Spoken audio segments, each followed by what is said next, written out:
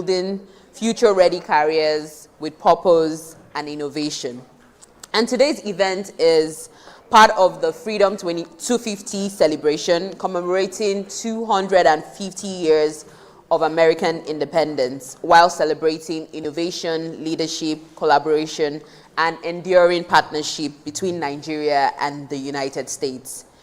Today, we would explore how AI is reshaping careers and how each of us remain adaptable, purposeful, and ready for the future. We have an exciting lineup in our program today, featuring our distinguished key speaker, an interactive masterclass, and of course, a reflective exercise. So, of course, it's not all going to be teaching.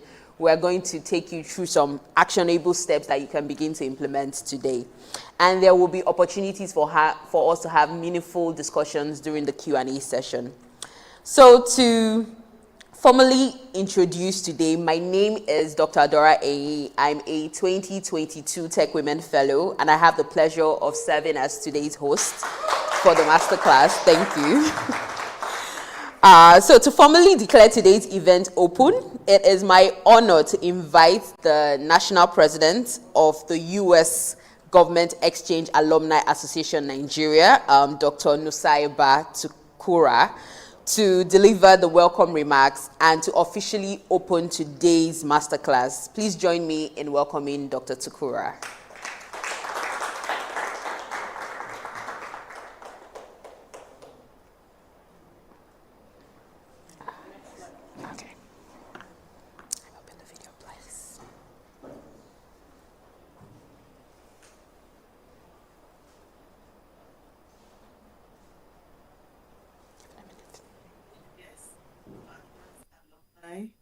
And fellow change makers, I welcome you to this masterclass on leading in the age of artificial intelligence.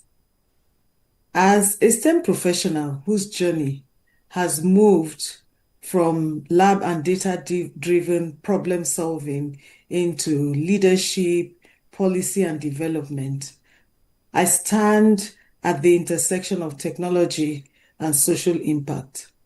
Grounded both as a woman in tech and as president of the United States Government Exchange Alumni Association of Nigeria, USGN, which is a non-partisan alumni of Nigerian participants of US government-funded exchange programs and is dedicated to leadership and national development. My background in STEM trains me to think critically, build solutions, and interrogate evidence, while my work in development, as well as with USGN, constantly reminds me that technology must serve people, strengthen institutions, and expand opportunity. So bringing these two worlds together keeps me anchored in values and vision. So it's not enough to innovate. I hope everyone is well today. To those of us joining us here at the American Corner, Ikeja and Lagos, thank you for braving the wet weather that we have. And for those of us joining us at all of our other American spaces, you're welcome. My name is Amanda Roach Brown, and I'm the Deputy Public Affairs Officer at U.S. Consulate General Lagos. And it really is a pleasure to join you this morning for what I know will be a very enriching workshop. First of all, let me recognize the Executive Committee and members of the TechWomen Alumni Association of Nigeria. We're really proud to count all of you among the more than 14,000 Nigerian U.S. Government Exchange Program alumni. Yes. And you're all doing such remarkable things, bringing all of the lessons and wisdom you learned in the United States back here to your communities.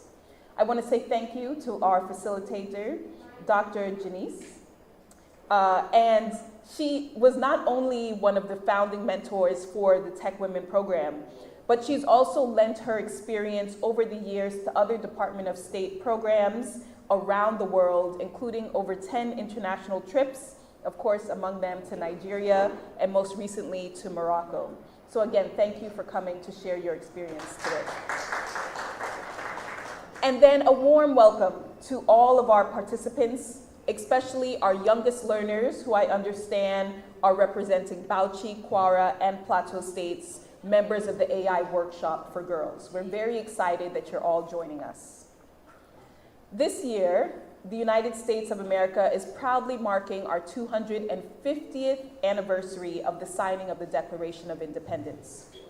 And US embassies and consulates around the world are using this milestone to showcase American excellence among a variety of sectors. For me personally, I think nowhere is clearer to showcase this excellence than the US culture of innovation and technological leadership. And it's fitting that today's masterclass, which recognizes how American ingenuity in AI continues to transform industries and economies, is part of this celebration. More broadly, AI is one of the defining arenas today of US foreign policy. Through our Pax Silica initiative, now joined by 24 nations, the United States is leading in global AI supply chains. And Nigeria isn't just watching from the sidelines. Nigerian innovators are not only using AI products and platforms to solve critical problems, but they're also building homegrown AI technology to meet the unique challenges of today. So I want you to know that this isn't the first time that the US mission is talking about AI. Actually, earlier this year in February, we welcomed Nigerian-American AI expert and data scientist, Dr. Moju Miller. She was here for a weeks-long event in Lagos, also in Abuja, and she reminded us that our ability to understand, use, and build these technologies will drive greater prosperity, not just for the United States, but also for Nigeria and the continent as a whole. Next month, we look forward to welcoming Mr. Joseph Wiebe, who's an AI specialist and founder of an AI ecosystem builder company, to share best practices with Nigerian innovators. So how do you get involved in all of these, I hope is what you're asking yourself. So I want to encourage you to follow us at American Spaces NG and at US in Nigeria, so that you can learn more about how you can be a part of these opportunities and join these important conversations and access world-class training. So today's masterclass, featuring Dr. Jeannice, builds on that same conversation. We're trying to increase the bridges that have been built between the US and Nigerian innovation ecosystems and equip you, all of those joining us here today and those joining us at our American Spaces around the country, with real strategies for thriving in an AI-driven world. By the end of today, I understand each of you will leave with a personal 90-day future-ready career plan. I think I need one of those too. A concrete commitment to build the skills, partnerships, and opportunities that will define your future. So I encourage you to take that plan seriously and lean on this community, our TechWomen alumni, the broader US Government Exchange Alumni Network, and to hold each other accountable. The future of AI isn't being written somewhere far away. It's being written right here by you. So again, thank you to Dr. Jeannice, to the TechWomen Alumni Association, and I'm really looking forward to this exciting program today. I hope you are too. Thank you.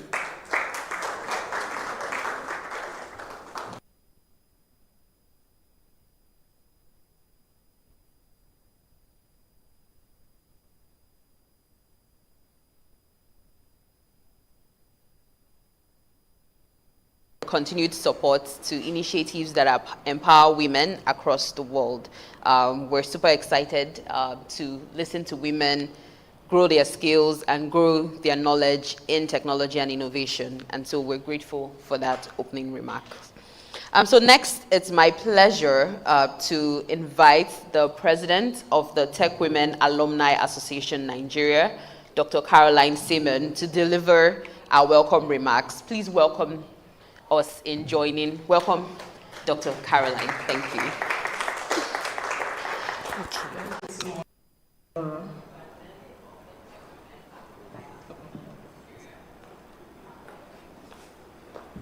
Welcome, welcome, welcome. Thank you.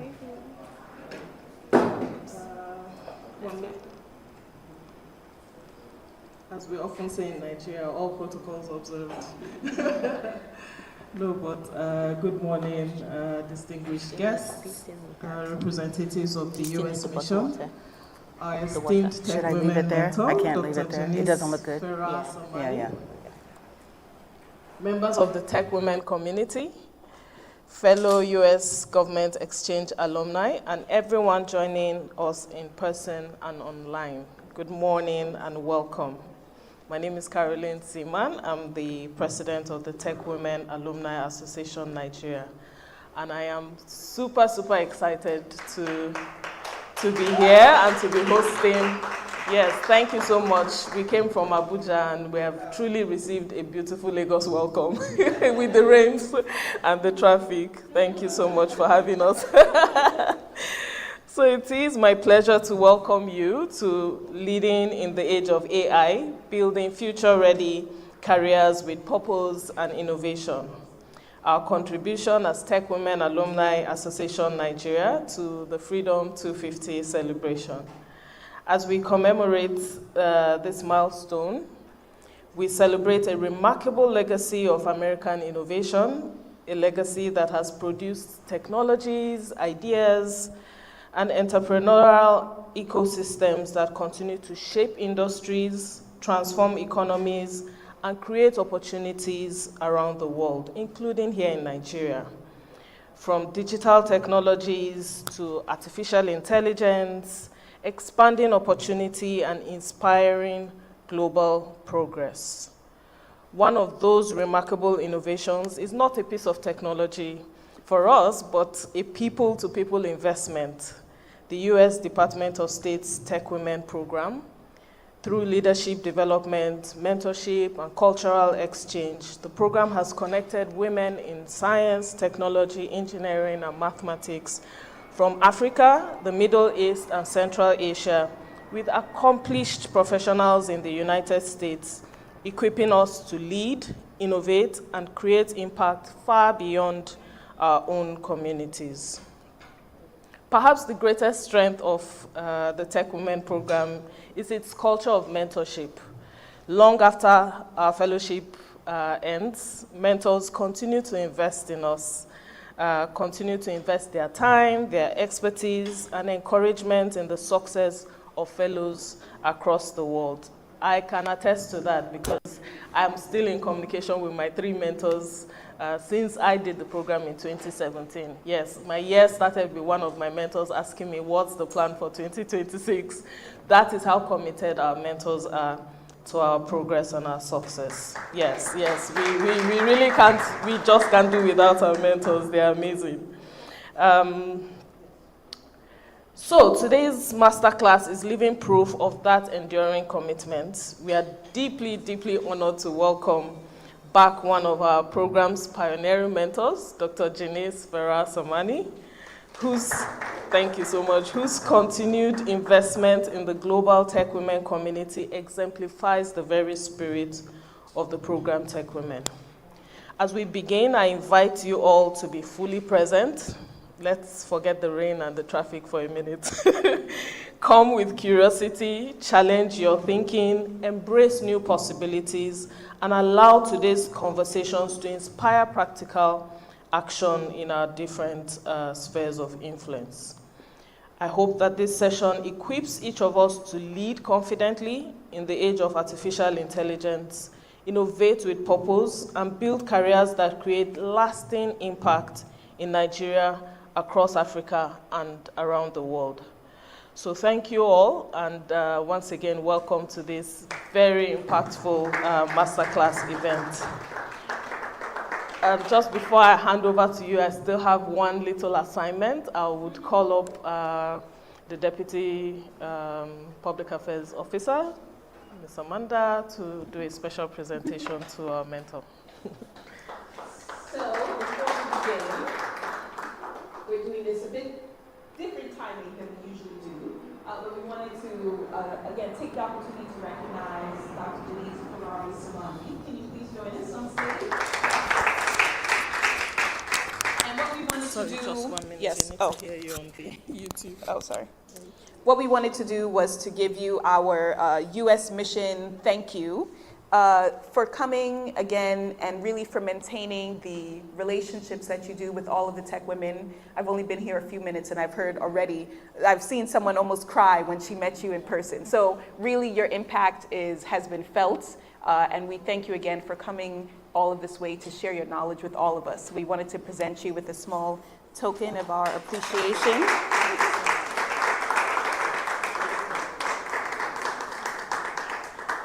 Thank you very much. Yes. Thank you so much. Thank you so much. We can always trust the consulate to do some really, really lovely Niger swags. So I hope you take that back with pride from Nigeria. So, into the meat of why we're here, right? I have the distinguished pleasure of welcoming our Masterclass speaker today. I know she's anxious to come up. Dr. Jeannice, you have to wait for us to give you your flowers. We'll do the proper introduction. It is with utmost pleasure and pride that I introduce our highly esteemed the world. Yes, just for me to give you a sense of what a delegation trip is mentors putting in their money to fly themselves to countries just to connect with fellows and see how they can work with fellows to create impact in their communities. Yes, it really means so much to us, and she was with us in 2018.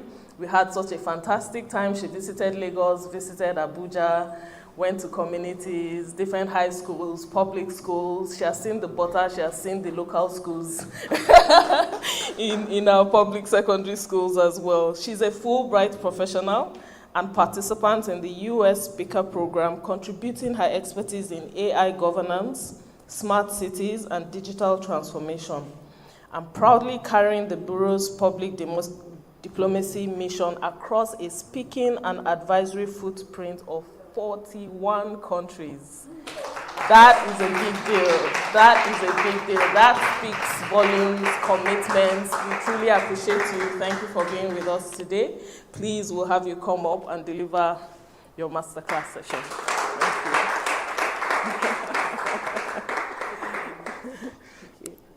you.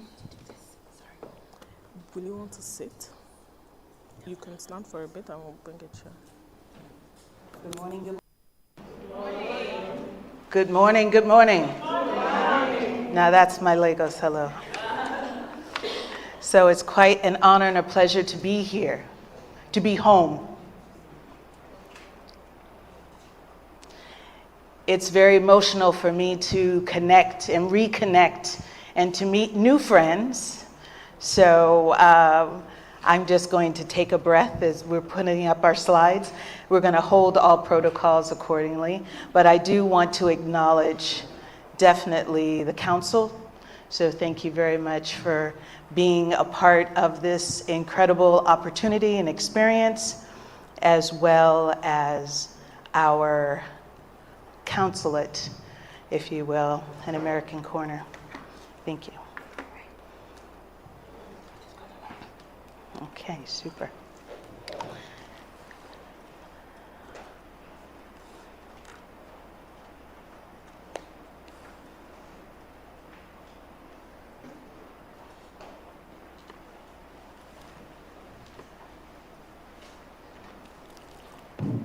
Technology.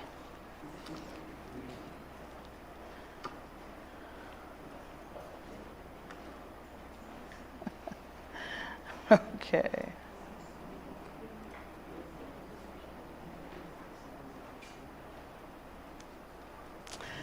So to the hosts, I do want to acknowledge the protocols of the day. I did say that we'd hold them, but I think it's important that we mention the American Corner here, where we are currently, the council, all of the representatives that are and members that are present, so thank you so much. Also the U.S. Consulate in Lagos. I welcome the opportunity to actually acknowledge our Freedom 250, which is a celebration around the world where the U.S. is connecting. This is, I believe, my third talk for the 250, so it's quite exciting. as well as the opportunity just to acknowledge you for taking the time and being bold and having leadership to come today. So with no further ado, I am here to really just chat with you a little bit. But I want you to, as I was talking to a few people before we began, are you ready to work a little bit? Yeah. Okay, so we're going to build our cognitive metacognition. And what I mean by that, it's an opportunity to level set ourselves where we are in our thinking and how we're developing ourselves, and to take it to the next level. Have you ever heard of the black box? Or just thinking beyond where you are? So let's do that, okay? I have approximately 90 minutes with you, so we're going to do as much as we can.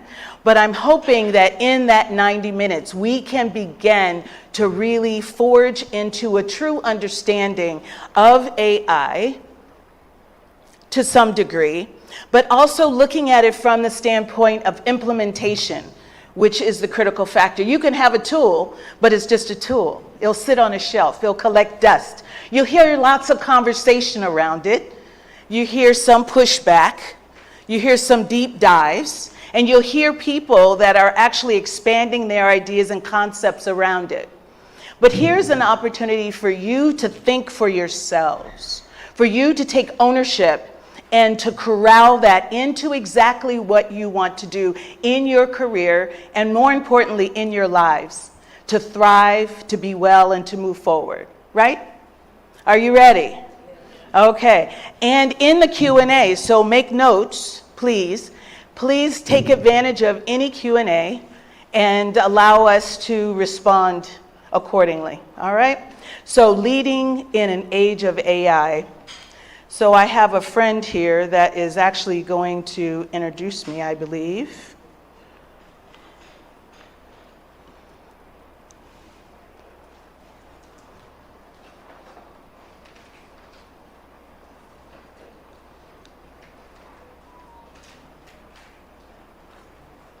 Although Dr. Caroline gave me a very, I wasn't sure who that person was that Caroline was introducing me.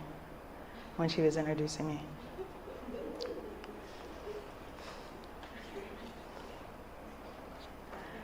Yeah, thank you.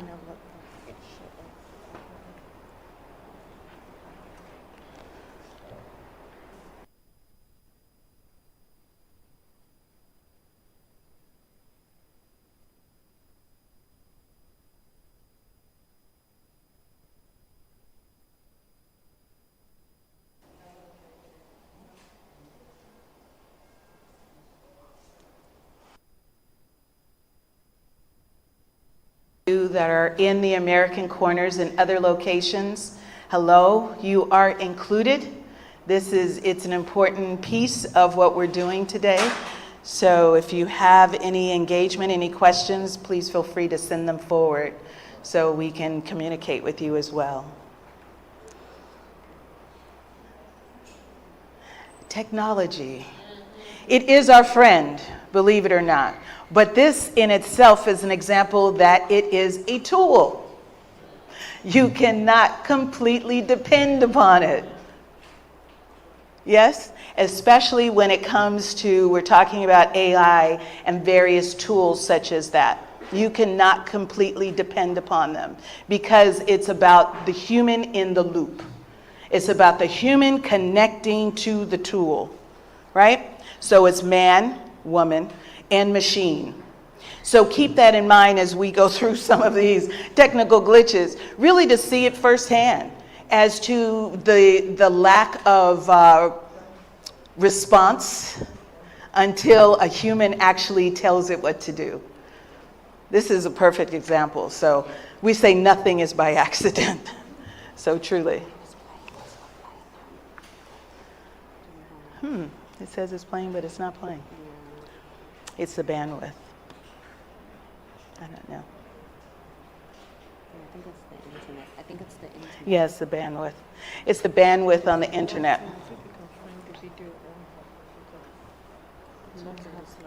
Yeah, do you have the We're going to pull it up. This is a great example of how to troubleshoot. So let's just go in.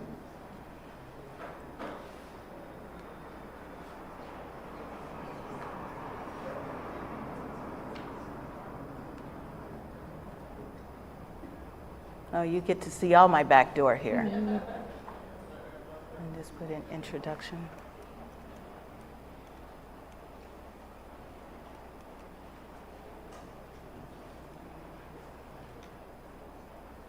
Maybe AI introduction.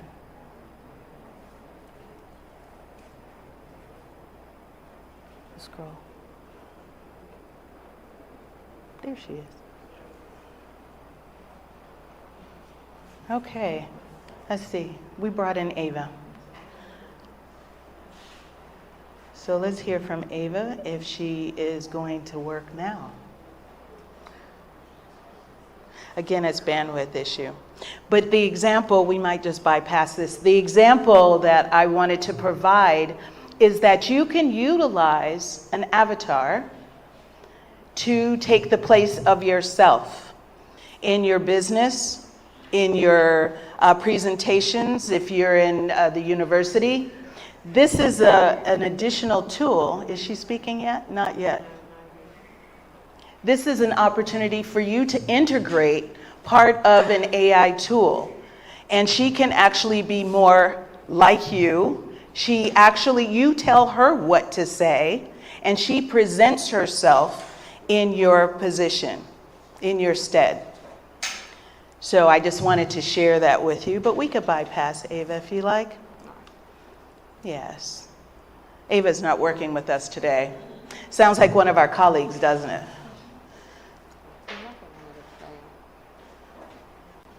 That's okay. We'll go back to the slides.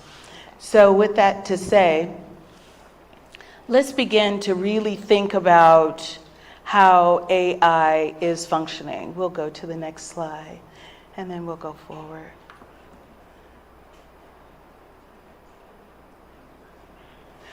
I think, it's very interesting how technology works from the standpoint of bandwidth. And within the bandwidth itself, thank you so much. Within the bandwidth, there can only be so many people online. There could only be so much, i.e. connectivity, that actually takes place. And I could give you actual numbers, but I don't know this particular facility. So with that said, you will have slowdowns. You will have brownouts. You will have disconnects. So all of this is important to consider as you're using AI, because you want to be able to have the continuous connectivity that you can actually work through your process of what you're attempting to develop. Whether you are developing artificial intelligence of some kind, which is called generative AI, which is a tool, additional tools that you may find that are needed. But believe me, there's thousands of AI tools now, literally, and they're coming out every day. Actually, I have a resource page that you can connect to as well to find out more. But the idea behind that is when you are connecting and you have these other tools, you would want to utilize the tools to your benefit, right? One very wonderful participant today told me she wants to learn more about productivity. It's an opportunity to connect those tools and to be able to build out your pathway to productivity. So today we're doing an accelerated version of what I would call a masterclass. So looking at this, just the overview for today, it's broken down into 3 segments, which you were actually informed of. So we're going to go through AI very quickly, little background, but I'm going to show you how to develop a prompt.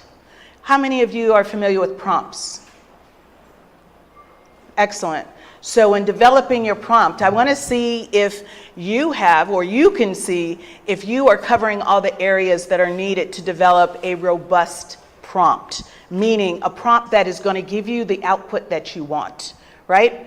The next is that we're going to actually implement, because I'm at the phase, I've gone to the generative AI, I've developed many AI tools Now we are moving into, well, what do they do and how can we take advantage of them? Because we're the human in the loop. It's a tool, again, for us. So I'm going to provide a work dynamic. So we're going to break up into groups, about 3 to 5 people. It's going to be exciting. And those of you who are online, you're going to please do the same. And you're going to utilize the worksheet that has been provided for you. And we're going to cover 3-4 areas. Key, which is vision, looking at the people that you are going to address, your particular needs, the challenges that you want to address, and then you're going to actually use tools. So how many of you have a laptop or your cell phone with you that you can get on a AI? I hope everyone does. Okay, wonderful. Because this truly is interactive. And then the third component is to actually identify, well, now that I've gone through this, now that I've addressed some of these issues with a particular problem that I see, how can I use this in my life to actually advance, to commit myself to growth and development for my career and my well-being? Okay? And then we'll have Q&A. So here's just a brief overview of what has been said. So thank you very much again for the lovely, warm introduction. Started in 2012 in a very room, actually about the size of this, not much larger than this, and where we had a delegation of, a cohort of maybe 8 countries. And I was one that stood out amongst the mentors, if you will, as far as women in certain spaces. So it was quite exciting to connect with the international side of my particular interest, my personal interest. This is something that's very key. When you're thinking about how technology is used, it is about you. And fellows that I have worked with, many of them are in the room now, my nears and dears, which are wonderful. And then also working within 21 countries, and which are the core countries I've worked specifically, and then with 41 overall of the world.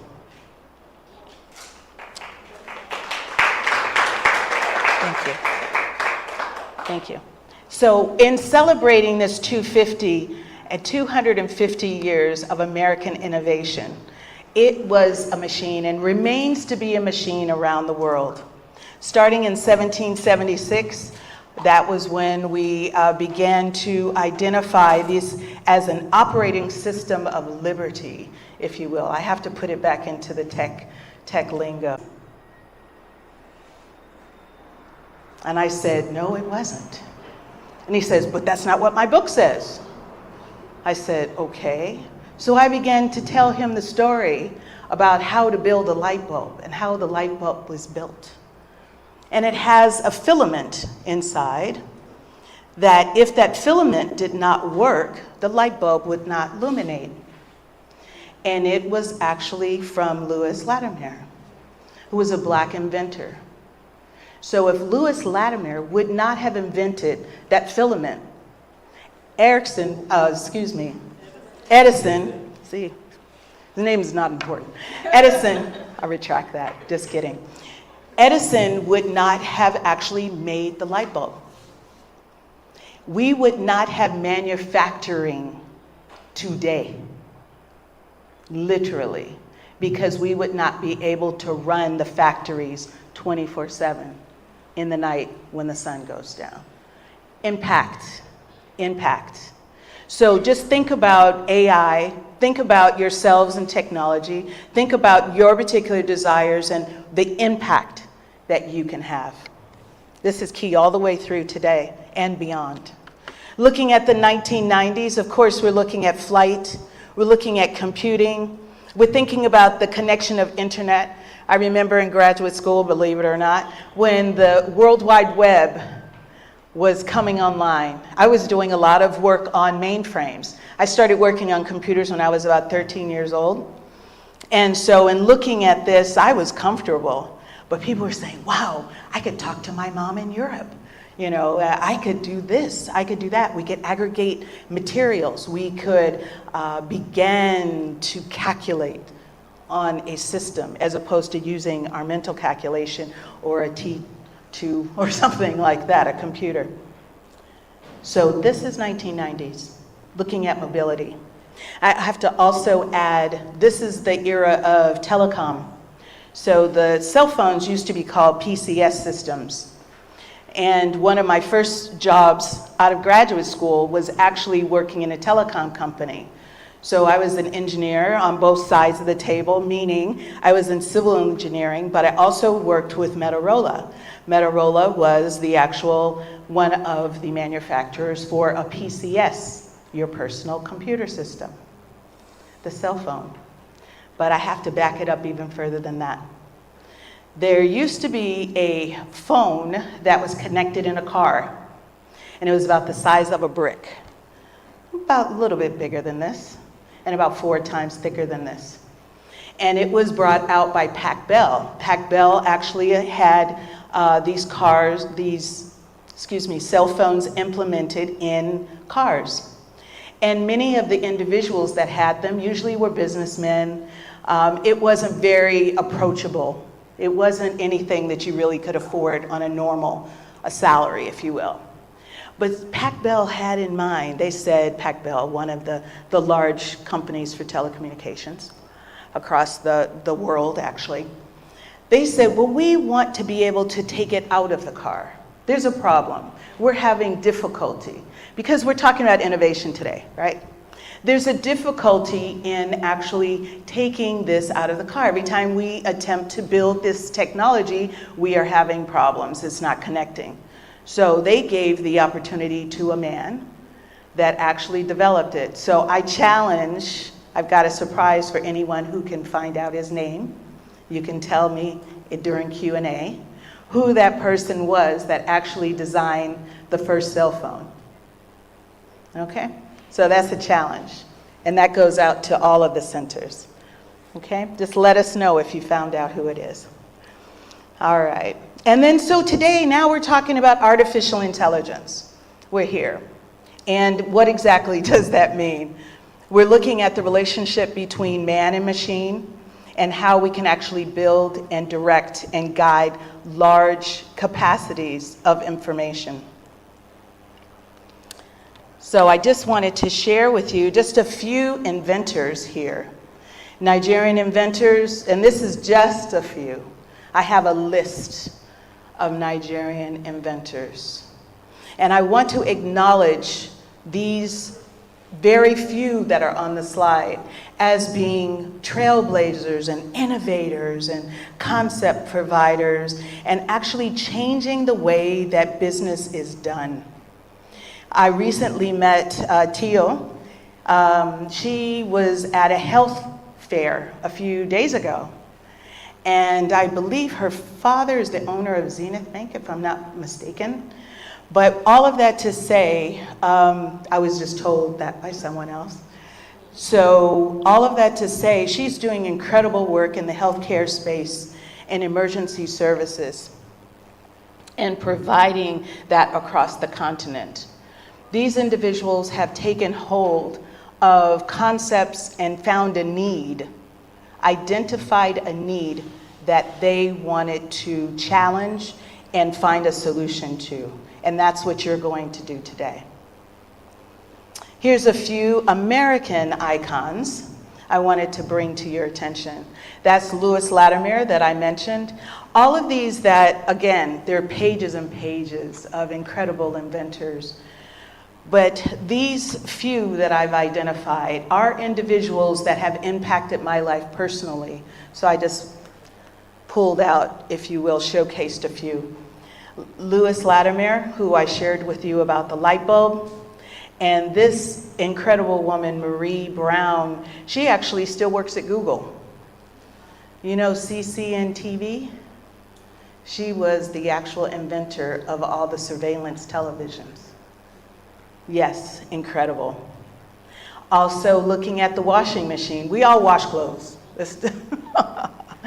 So this sister here, incredible Elaine gave up her patent for $17 because she was told that she could not sell it. She had the patent for the mechanism that actually wrings clothes in the washing machine. So know your worth. Know your worth. Find out. Be with colleagues. You've got an incredible ecosystem here that you can work with individuals that can help you with your ideas and concepts. And of course, Grace Hopper, because my first language that I learned to program at the age of 13 was COBOL and then Fortran. I call it the grandmother and the grandfather of programming. And Grace Hopper is known for her work in computer science.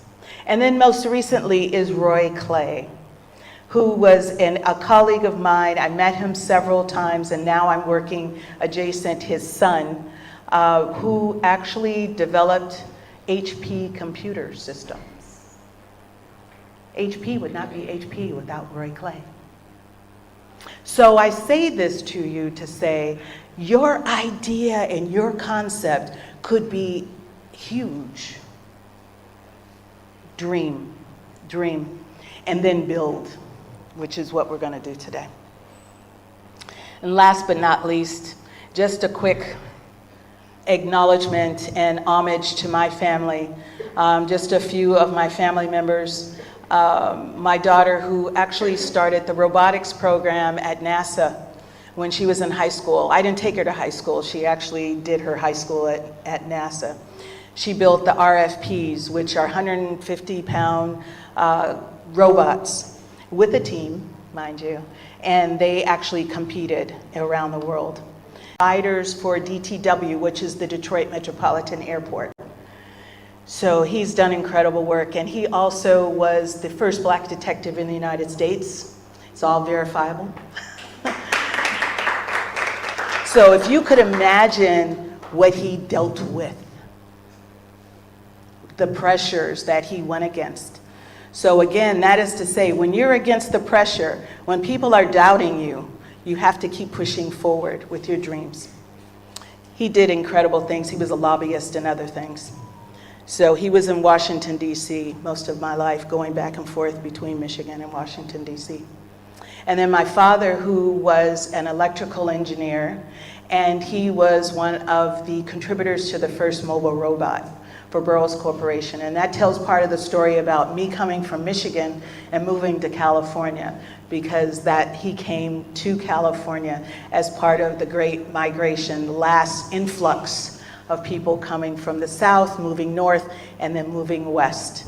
So I just wanted to acknowledge, and then I put myself there. I'm building, continuing to build and have impact in technology. We basically have 4 frameworks that we are implementing, and we're actually developing a smart city. You know your Eco-Atlantic? I was in Europe 6 years ago talking about Eco-Atlantic. I was sharing in Hungary and Vienna, around the world, talking about Nigeria and Eco-Atlantic. And now I took a tour, and I'm thinking, okay, but it's starting. And that to me is amazing, absolutely amazing. And with that said, I'm taking much of this home with me. I've been talking to my team and sending videos and saying, we're building our city. We got our first plot of land. It's not a city, I retract that. We're building our neighborhood. I'm working on a neighborhood level to actually provide a smart dynamic where we could have energy and water efficiency and civic engagement, which is at the core of it. So that's what we're doing. So now let's get into some work here. Thank you for that. So looking at bridging Nigeria and the US, of course, we have a long history with Nigeria. So how can we bring what is happening currently? I'm so impressed, of course, with the population of youth and the incredible opportunities in which the resources that are available to you here in Nigeria. Identifying the particular markets that you can work in and the places that you can go. In addition to that, what does that mean as far as the United States?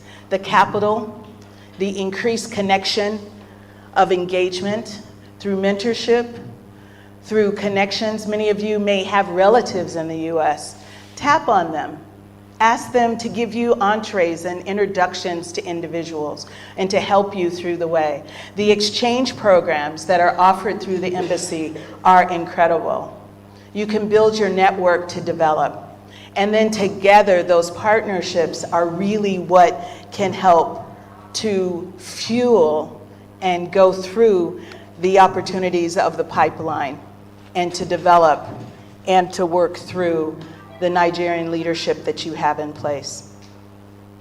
So this is one particular framework that I'd like to share with you in regard to AI. This is called the care loop. I have alluded to the human in the loop. I want you to get the concept and the idea of using digital information and how it can actually be captured, because that was the stumbling block for many, many decades. We had lots of research. Research was actually done by a Dewey Decimal System. You would go to the library and look up the book. And by the time you looked up the book was obsolete. Then there was periodicals. The periodicals helped a little bit, but then we moved into Google. So Google became an adjective. We began to research and identify information through Google. And now everything is AI. For a while there, they were saying, is it okay if you go through AI? You don't have a choice now. It's all integrated. So keep that in mind, that it is an integrated system. So we're capturing the information where you can actually identify and be able to request information about the pain point, about what you want to actually research. So the A is for the analysis, is where you are beginning to look and to understand your problem that you want to solve. How do we go about that, and what does that mean to us? Asking those key questions that can actually move us forward.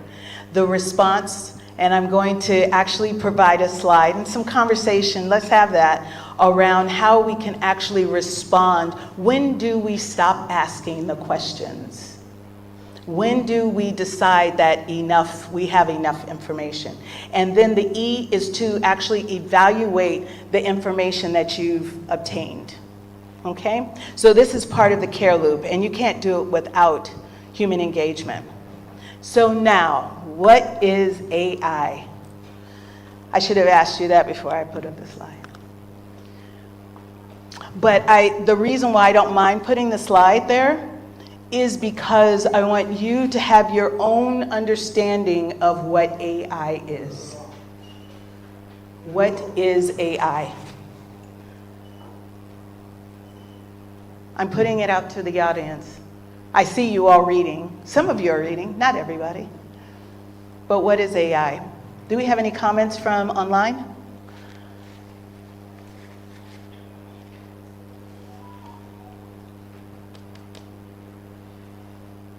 Our tech women?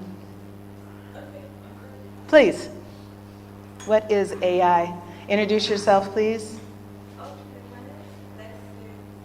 Hello. Hi.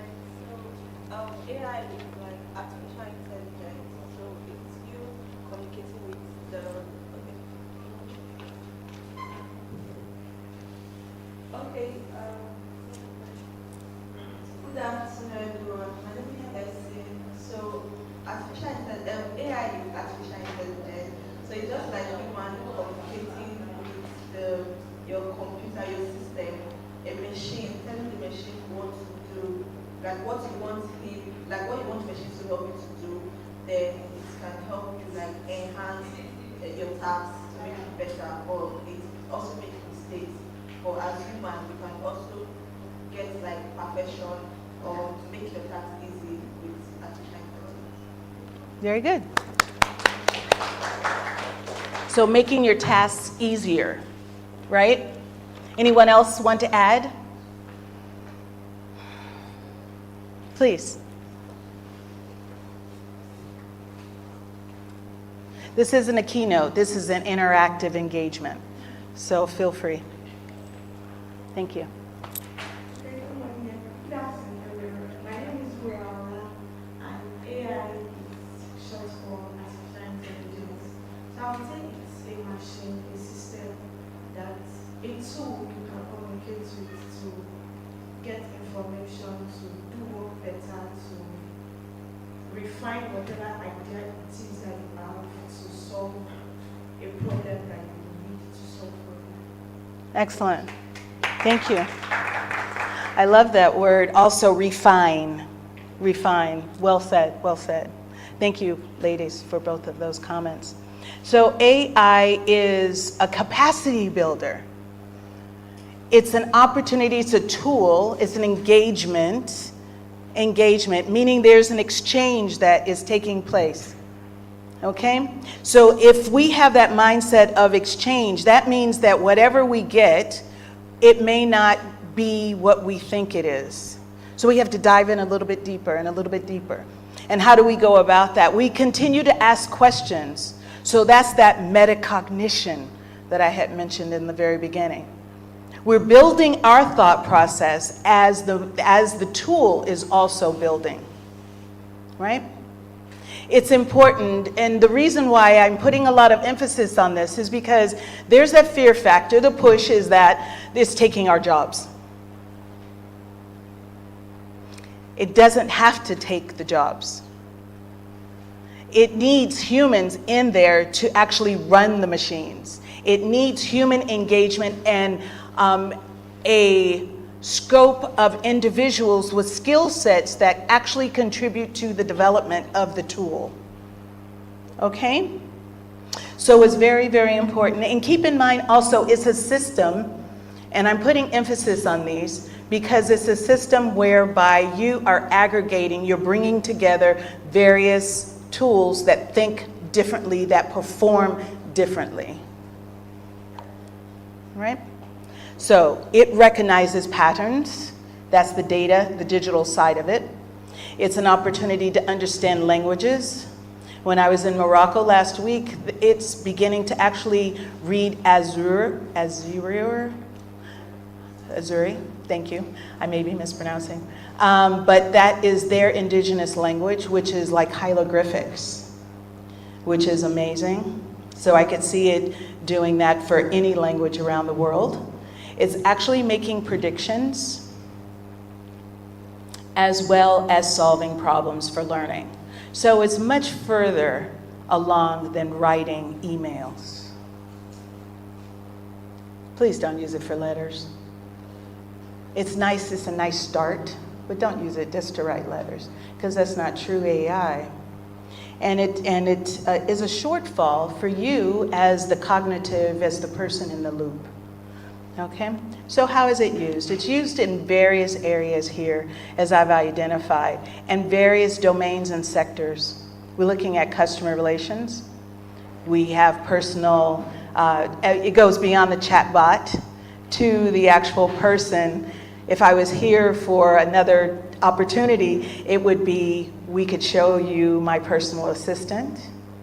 So when people call into our office, if no one's there, which usually everybody's busy, that actual personal assistant will actually answer questions for us. They will answer detailed questions. And when it gets to the point where she can't respond, so if they say, well, is the sky purple or green? Because it's not programmed, the human in the loop was not for that, then it will divert and it will say, we will get back with you. So we will extract your information and actually be able to communicate with you.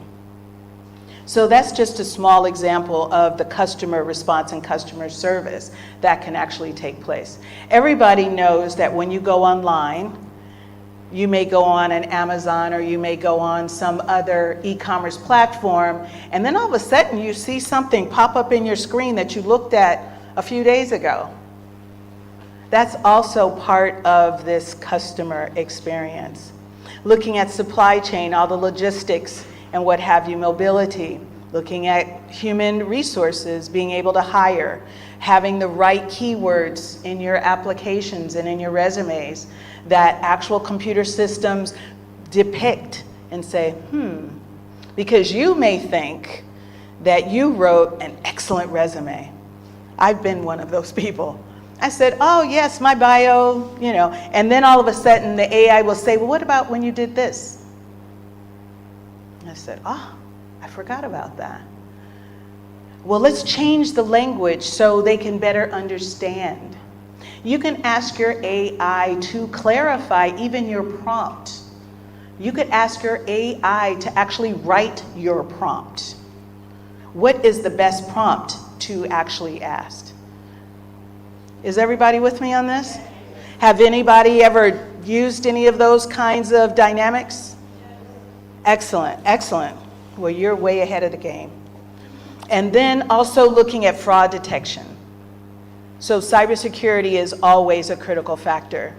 I'm part of the GBA, which is actually looking at a maturity model for AI and fraud detection, crypto.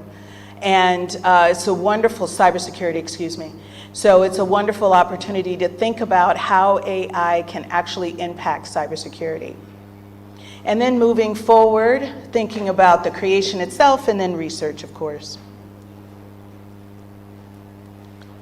So as we look at the overall scope of where AI is and how we can actually engage, we're looking at data analysis, taking that information, turning it into data, moving forward with natural language processing, of course robotics, and then computing, and deeper learning, which is looking at quantum and DeepSeek. So now we're getting into using your tools.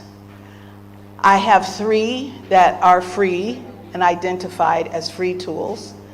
I see them as the weapons of choice by most people.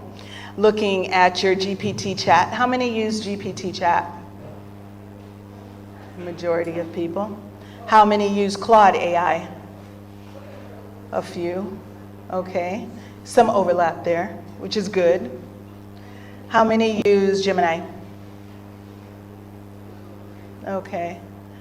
Interesting. So, and there was some overlap with that as well. So thinking about this, let's start creating our prompts. So everyone understood what a prompt is. What is a prompt? Does someone speak out? Please.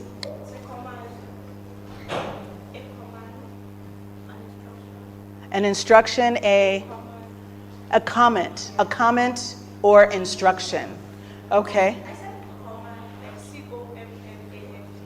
Oh, comma. I can't, I'm sorry. Command. Thank you. Sorry. Command. Thank you so much. Command or instruction, exactly. So we're going to write a command and instruction for our AI. There's 5 basic identified anatomies, if you will. And these are very, very important to include in all of your commands and instructions. So first of all is the role. The role of what you are trying, your role here. I am writing, I am creating, I am building, I am developing, I am the expert, I am the student, I am studying, I am the expert, I am dot. Okay? Identify what your role is.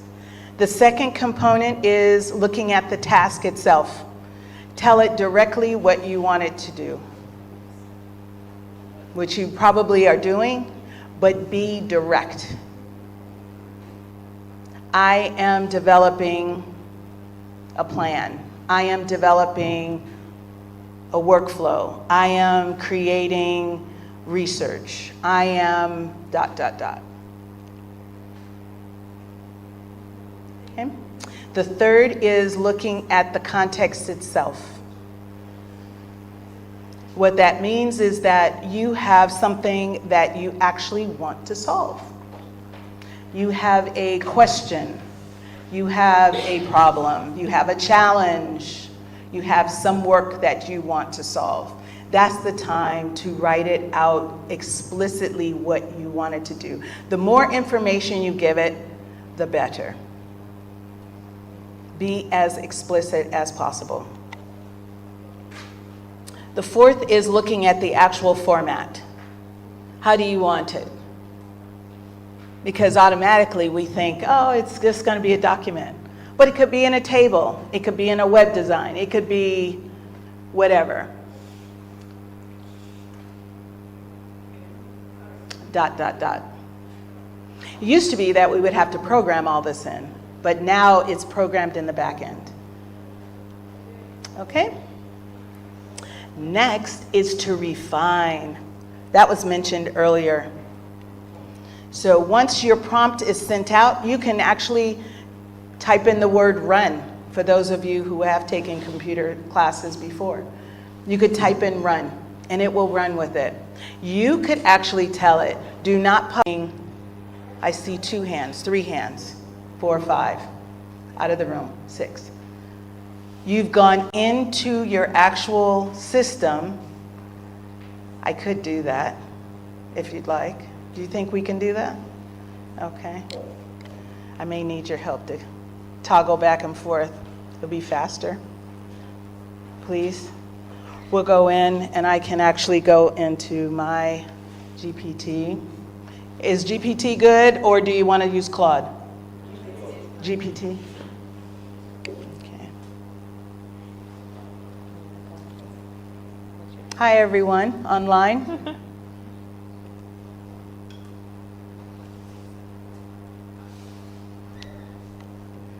So we'll go into my GPT. How many of you are using the free version? Anybody using the paid version?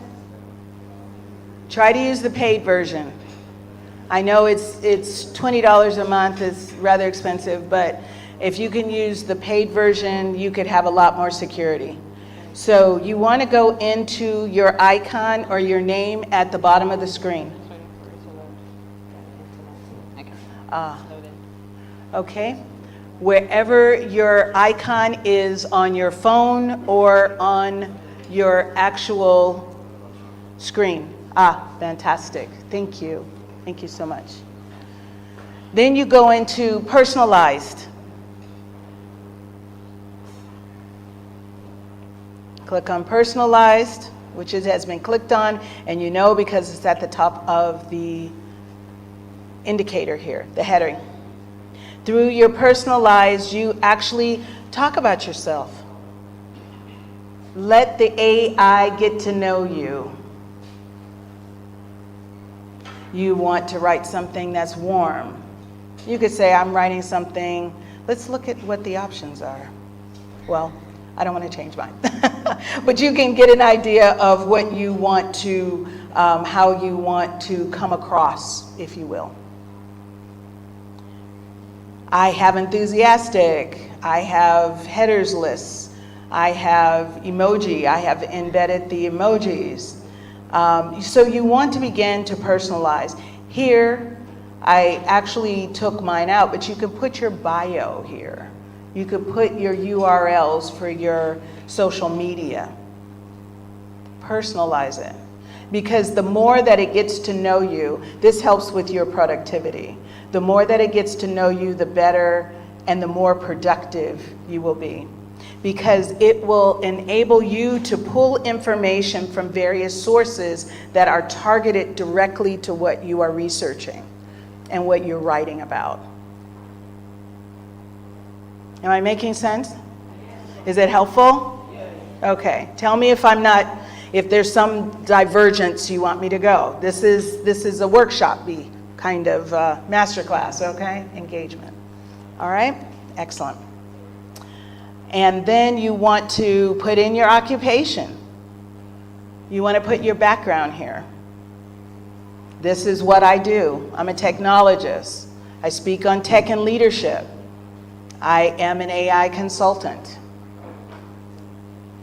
This will enable you and give you the authority over your AI. Again, human in the loop.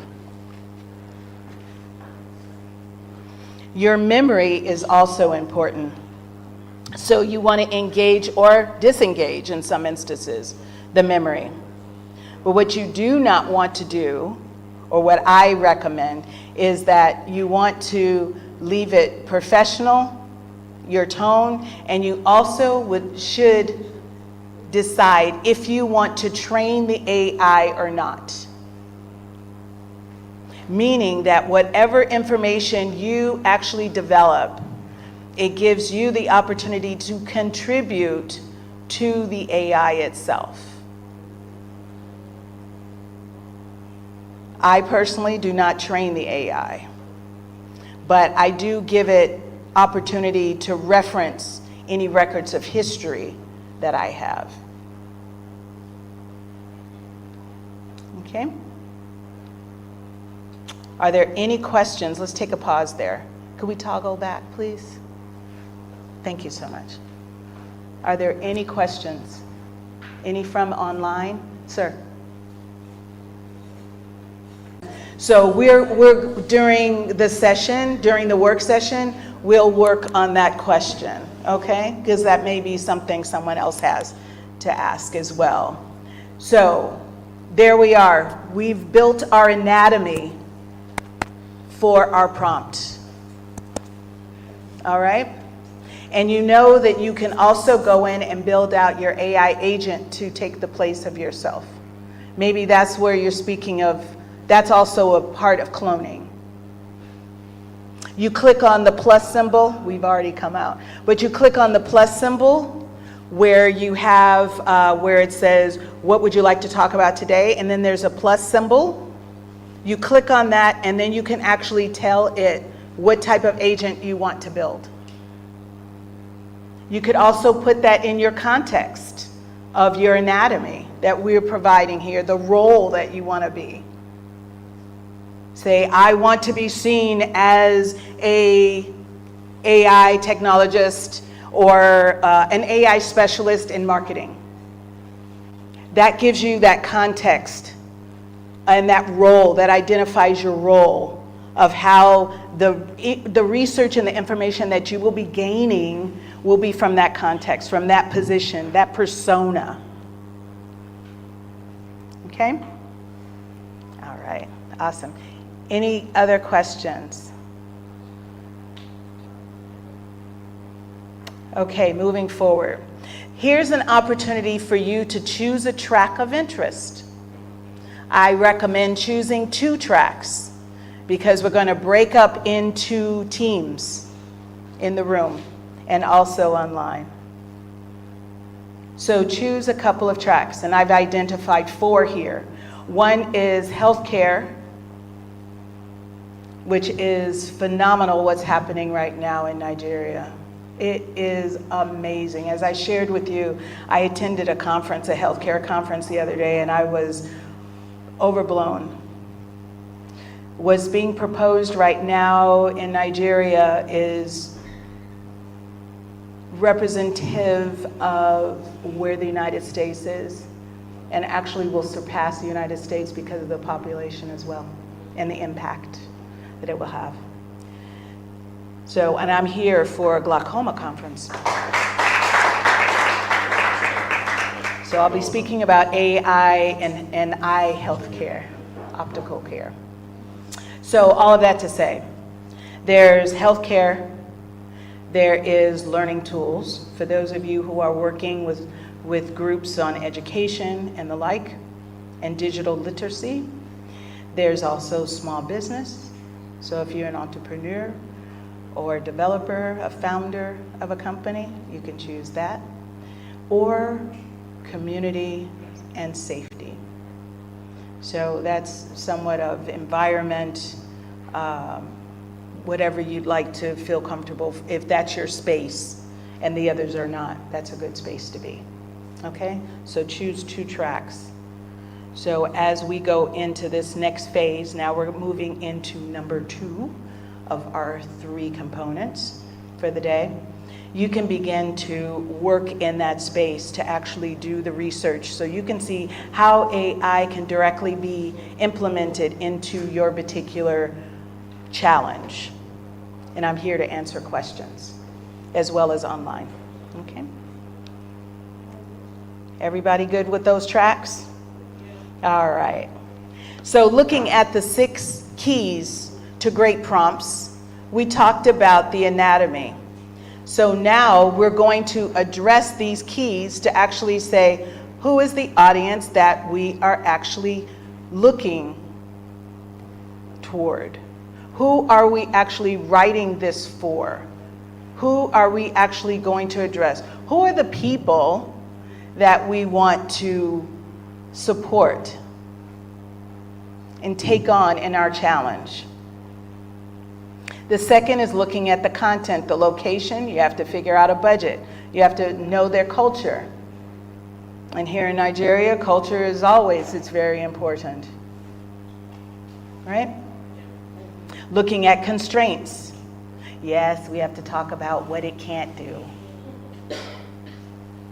But we know that if we are collaborative and collaborating, we have more strength. So some of those constraints, the walls are broken down. Looking at the outcome itself, to state the result.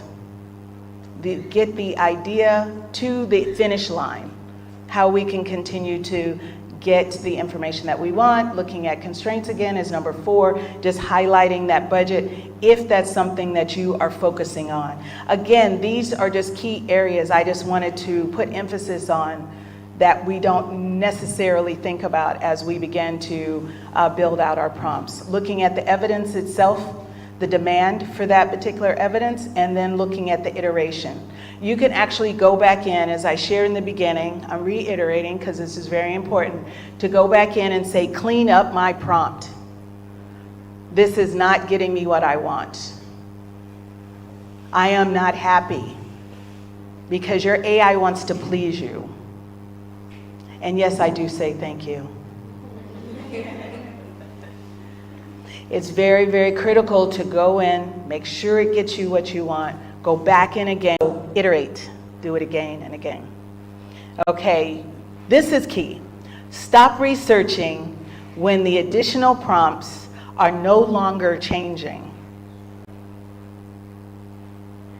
You're understanding enough to improve your decision and of your outcome, or output as we say in computer science. Your input is the information that you're building. Your output is what is going to come out as your return. And many of you who have studied computer science, you've heard that before.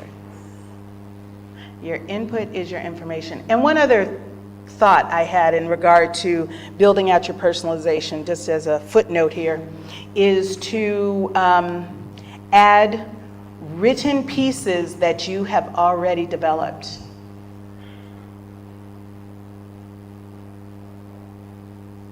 And my final thought is to also ask it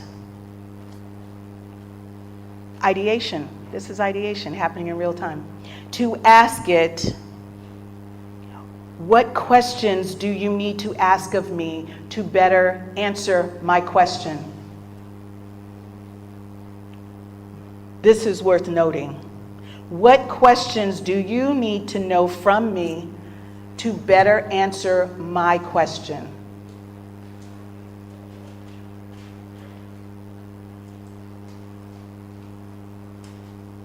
And maybe say, if it says, well, there's 300 questions I can ask you, just say, give me top 10, top 15, top 5 for that matter. What do you need to know from me to better answer my question? I want to be the best candidate for this job. So you've uploaded the job description, you've uploaded your resume, your current resume. You begin to ask it questions as though the AI is the resource manager. I want to make sure that my resume does not read as though I was on AI. I want it to be me. I want it to have my voice. I want my skills to be clearly displayed. I want to be the top candidate. Talk to it. Okay? Make it your own. Now we're headed over toward that second opportunity of working together. So I just put together, generally I do this as, this is the hackathon part. So I do this as a judge. You would actually build out a service or product. But here we are just going to build out a part of this human canvas, just so you can get an idea of how to go through the process of implementing artificial intelligence in the context of this tool. So this is basically a rubric that is used for judging. Make sure that your problem is clear. Make sure that your prompt crafting includes all of those dimensions that we have taken time to go through. And they've been refined. Thank you for that. Also, make sure that it is solving the problem and it is solving it in a quality and credible way. You can put in there, I want this to be verifiable. And it will tell you, well, we can't verify it. There's not enough information. So it will ask you additional information. It may say, I need a date, I need a location, I need a URL, I need a website. It will ask you. So this is another verifying step. Also, to look at the ecosystem and the feasibility. Who can you bring together to actually have this make sense? Who do I need? Maybe I need, in our particular program that we're developing smart neighborhoods, we are building out an incredible resource linkage. And that includes case managers. It includes other organizations, nonprofit, because it is a for-profit organization. We're actually Sustainability LLC. So we're looking outside of ourselves to build out our team that are actually going to take on this challenge. And so you want to think about your ecosystem. That's just an example. And then presentation. So we'll have a total of 5 teams online, as well as maybe a few in the room, that will actually present a 2-minute summary of what you've come up with. Okay? 2 minutes, 5 teams total. All right? So now we're going to build, refine, and decide. And mind you, the green and white was intentional. I want to acknowledge this incredible land and give homage to Nigeria.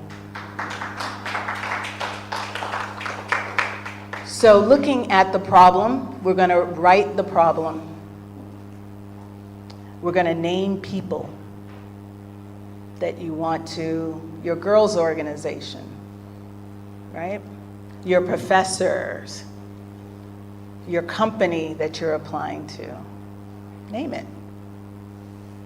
What are the prompts that you're identifying? You can jot that down on the worksheet as well. And how are you going to conduct the research? Various tools that you're using. And think also, if you're looking at innovation, which is really what we're talking about here, we want to go outside of our labs. We want to go outside of our offices, whether they be at home, whether they be in a co-working space, whether they be here at American Corner. You want to be able to ask questions of individuals that may have information that you need. At the National Science Foundation, I'm faculty on the National Science Foundation, NSF, and that is encouraged. It's a part of the program. On the national level, they have to have 100 interviews. That means talking to 100, not only individuals, but companies and organizations. On the more regionalized, it's fewer. But if you could imagine, if you're developing a business, you want to get as much input about your market as possible, so you could speak with authority. And then pin down exactly what you are going to present. I met someone at the health fair, and it was wonderful talking to him. And it took him about 5 minutes to get to what he was trying to ask me. And I was very patient because I understand the process and the difficulty and the challenge of stepping up and talking to someone that you don't know. So formulate what you want to talk about and have it in the context of who you are, what you're representing, and what you want from them.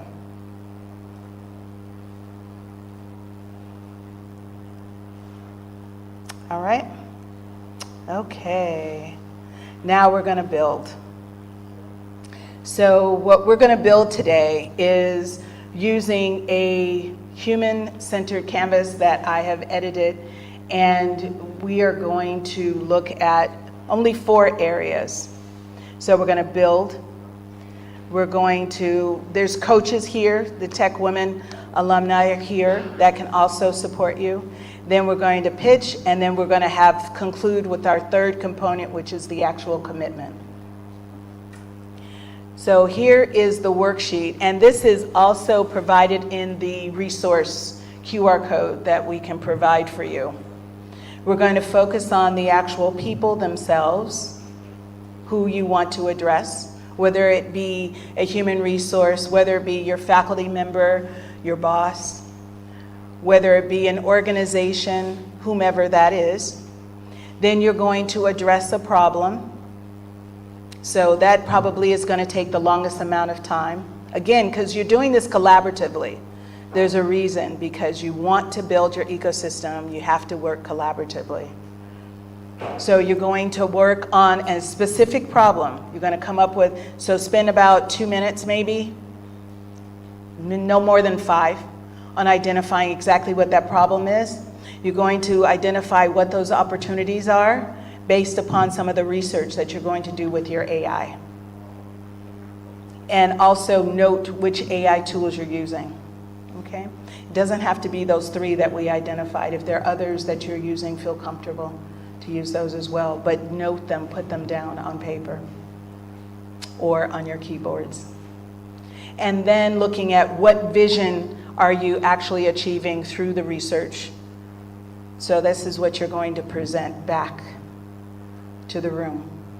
All right? Is everybody okay? Are there any questions? Yes, please. Yes, please. Good afternoon, everyone. Good afternoon. Good afternoon. I have issue with it. Okay. I used Copilot, and when you were demonstrating, I could not do anything. I beg one of my sisters. We could not. You can't personalize the Copilot. I don't know what to do with the assignments. I'll look. What do you do now? Copilot. Are you only going to use Copilot for all of your research, or do you overlap any other tools? It's only Copilot. Only Copilot? Okay, I'll look at Copilot and during when we break up into teams and see what I can do for you. And the question was, if she is only using Copilot, how could she personalize it? I'm going to do a deeper dive and look at personalization for Copilot and see what I can come up with. It's not the only thing that you can do. I recommend personalization just from the standpoint that it is important that it gleans enough information about you so you can still train it. So it still sounds like you, and the information that you want and need will still come from you. Okay. Excellent question. So we have the actual worksheets for you, and they will be disseminated out. And then we'll come back and your submission of the Canvas, we talked about exactly what you will be submitting, and we'll have presentations, again, by 5 teams, 2 minutes each, and then we'll move forward to the last component of today's session. All right? So if you'd like for me to go back to the actual tracks, if you could please identify again 2 tracks that you're interested in, and we'll sound off in the room. Let's see, 1, 2, 3, let's see how many people there are. I think we should get at least 5 teams in the room. So 3 to 5 people, 3 to 5 people actually in each team.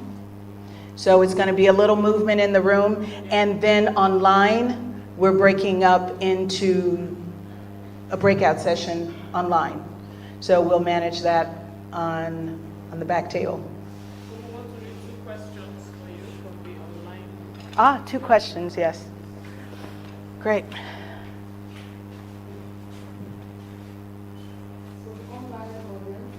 First questions here was, I would like it if you could help rephrase how to use AI for human presentations.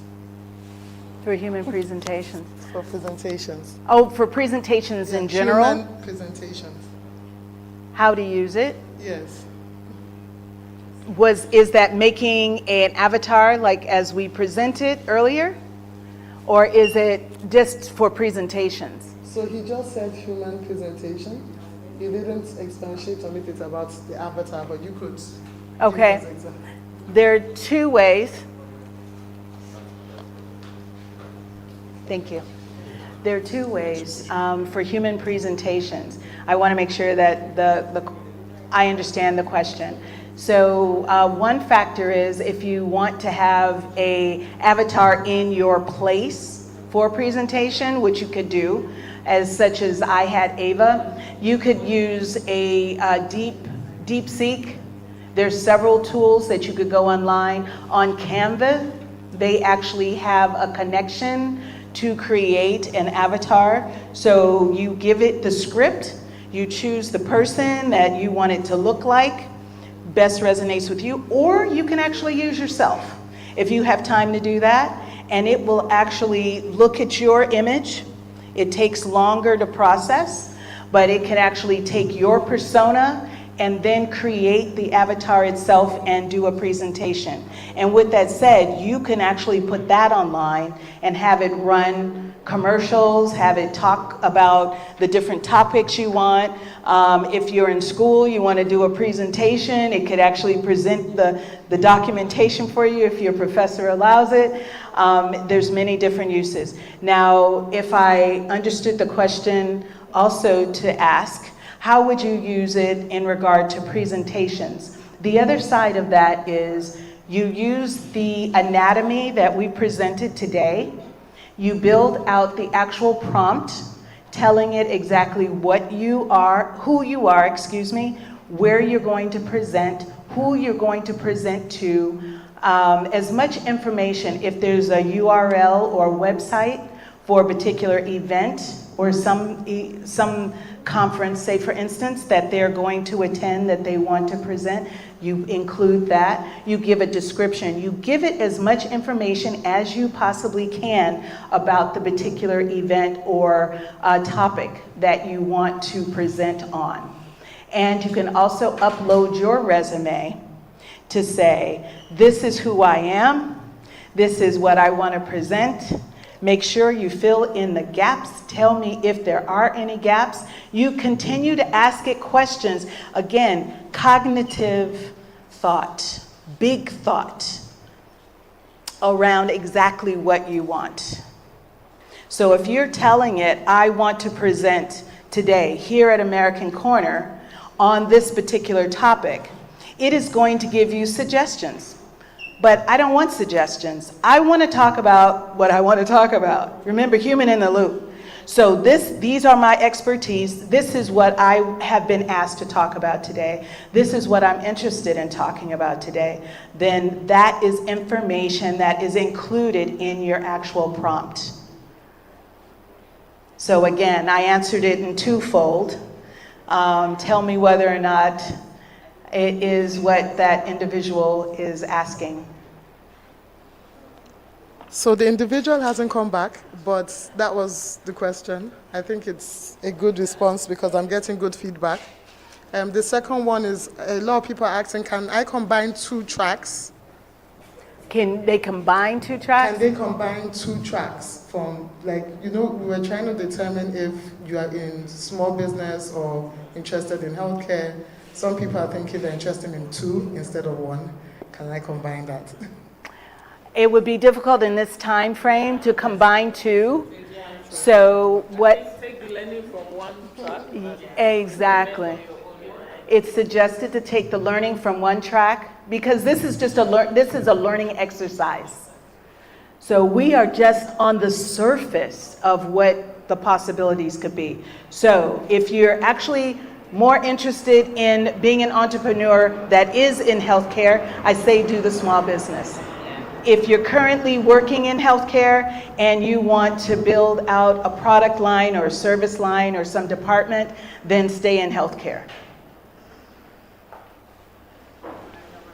Okay? All right, we're going to now proceed to break up into teams. Thank you. Thank you, Doctor. Okay, so what we're going to do is we're going to have groups of 4 people in a group. So I don't know if you all have chosen the tracks you're interested in. Once you have that at the back of your mind. So firstly, I'd like to call on Mistura, please, healthcare. So if you're in healthcare, please, I just need 4 people for healthcare. Once I have the first 4, you can't join that group anymore. So just 4 people, healthcare. All right. So Mistura, so you can go walk on that side. Yes, please. Thank you. Yes, small businesses. 4. Once I have 4 small businesses, you can come sit on this side to work. Okay, your learning and skills. Community and safety. So community and safety. 4. Okay, so can I have you 4 come here? Yes, you can choose to work from here. The 4 of you. And I think the last is learning and skills. So learning and skills, so I believe that you guys are, okay, so you can scoosh over. Yeah, so they're over here. Yeah. So learning and skills, yeah. So you can take, yeah.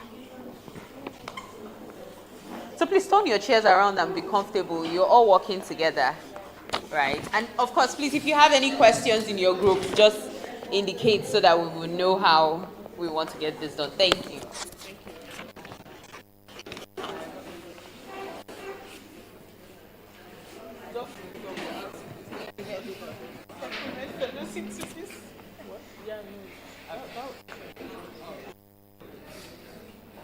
So just checking again. Everybody's in a group. Okay, so does everyone have a group? Doesn't like their group and wants to switch groups?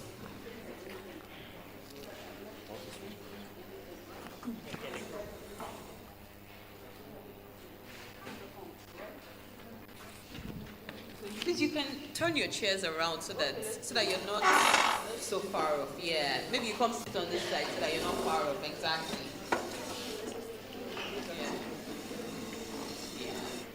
They can.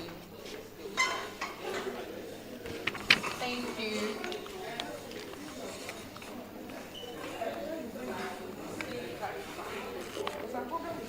So please remind. Oh, I'm so sorry. Remind me this group. Healthcare. So healthcare, we're good. Yes. Okay, fantastic. Please fill the name of your group up here so that we don't lose extra. Do we need a pen? We need a pen, right? Okay, we have a pen. So can you just help me write healthcare on this so that we know that this is for you guys? Okay, all right. Please label your shit. What's your track?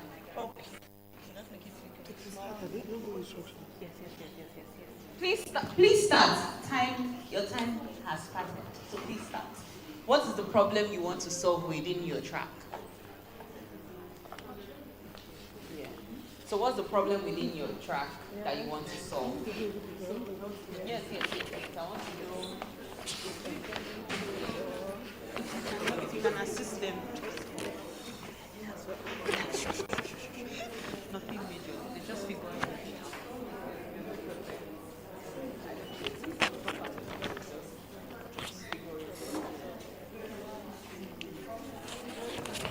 So if you're confused how to start, just start with what's a problem within your track that you want to solve. Right?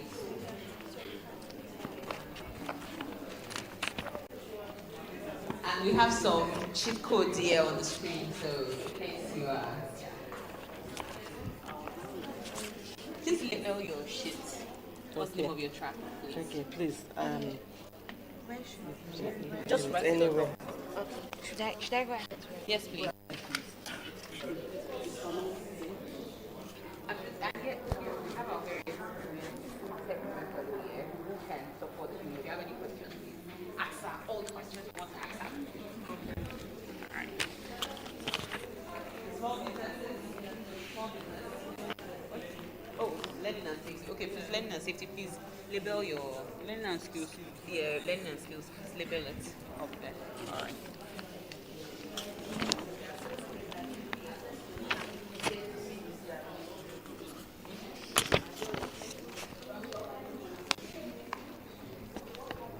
All right, we have less than 2 minutes to go. You should have your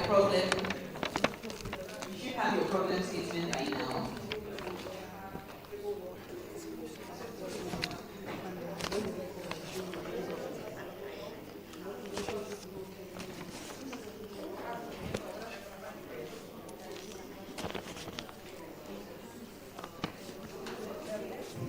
Please label your canvas with your track, and by now you should have your problem statement or your challenge statement.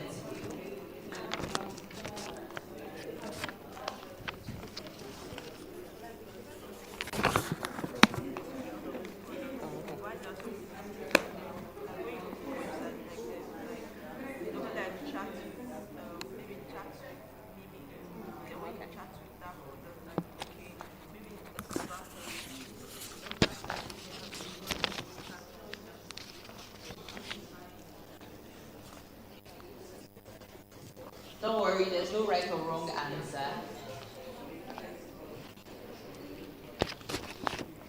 The idea is to challenge yourselves. So by now you should have your problem statement.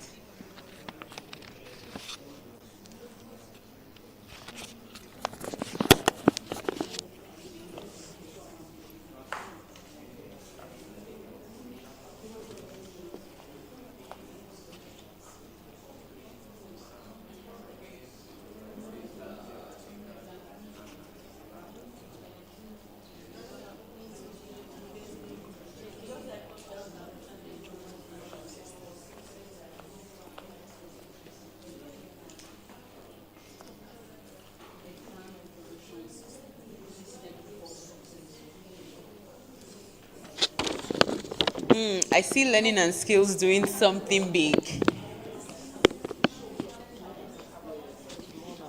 Community and safety, I also see you doing something really nice. Well done.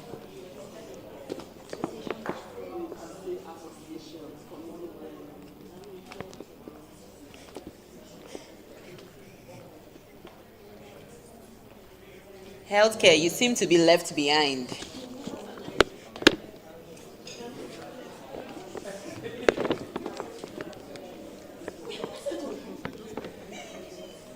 Healthcare, your paper is still empty. Everyone has filled their canvas. You need to hurry. You have less than 2 minutes.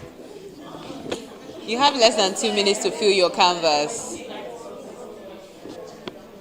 Don't worry, there's no distinction here.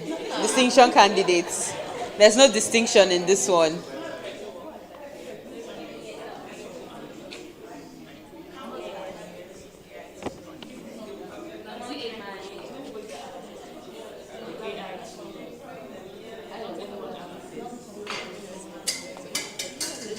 No chat GPT. Nobody uses chat GPT here. No, what you saying is Okay. What other tools do you need?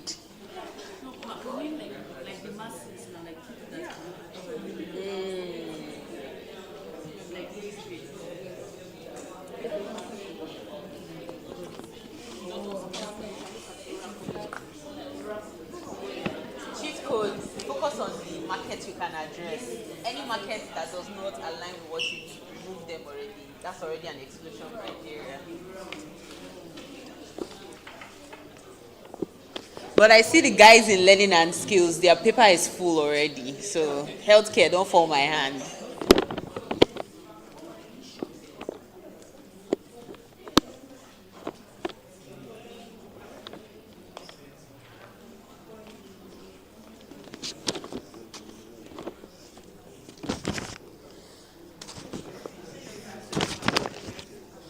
By now, you should have an idea of the people that your solution or your challenge affects.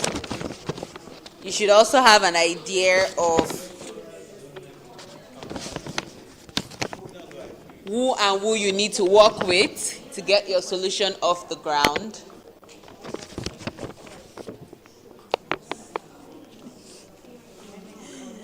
Ebenezer, oh yes, please.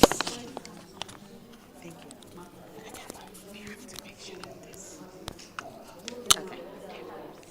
One key factor, everyone, as I walk around the room, the purpose in using your AI tools is because the 4 or 5 people that are in your group it allows it to be exponential. Okay, instead of 4, 5, or 6 people, you're actually multiplying that by thousands. Okay, so it's more brain power in the room. All right, excellent. I do have so many some gifts. Are we good? Who do I hand all of these over to? Because it's okay, yeah. both of them. It's not presenting. No, both whatever. Okay. So don't worry, fear not. When she comes to present, she'll see. I'll just turn this off.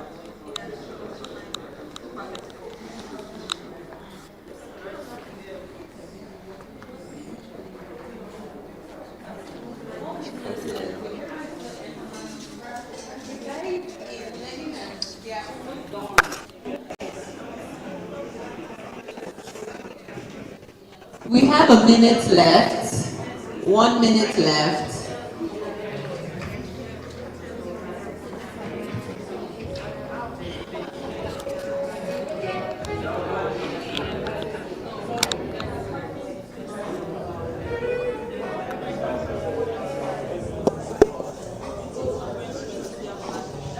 I'm from speaker now. You know, speaker from the box.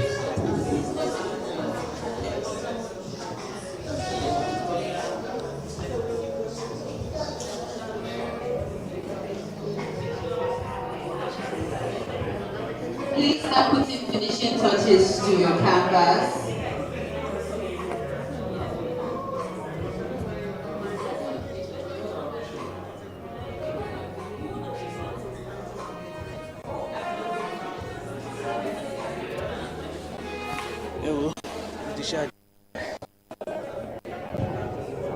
Please start putting finishing touches to your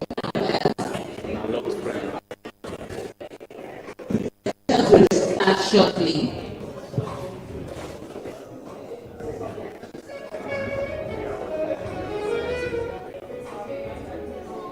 No, all the mic them are handled.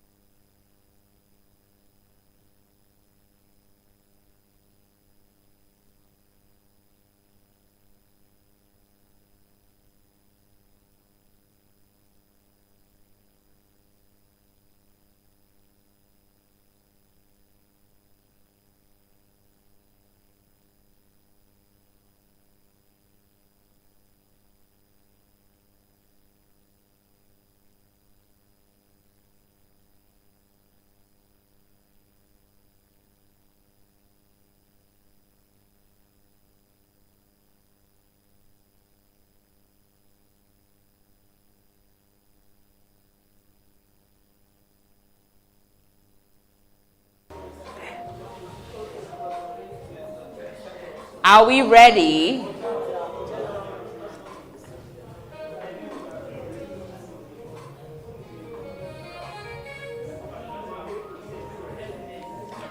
Remember the goal of this prompt. Are we ready?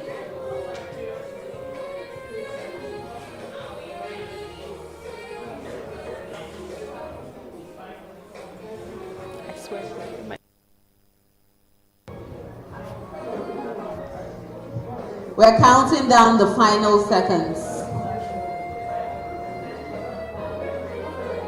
Do we have all our canvases filled?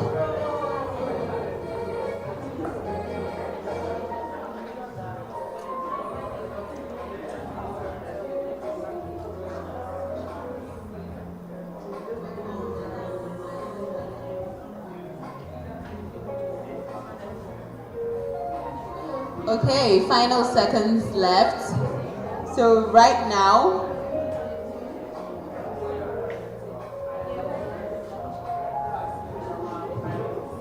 can we have the teams come back to their seats?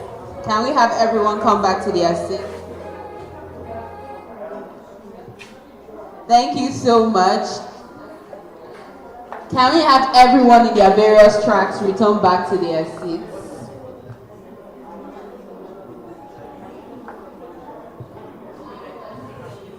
I need back to their seats, please. I need everyone back to their seats, please. Small businesses, I need you back on your seats. Don't worry. I see you guys winning this challenge. I don't know why. But I have faith in you.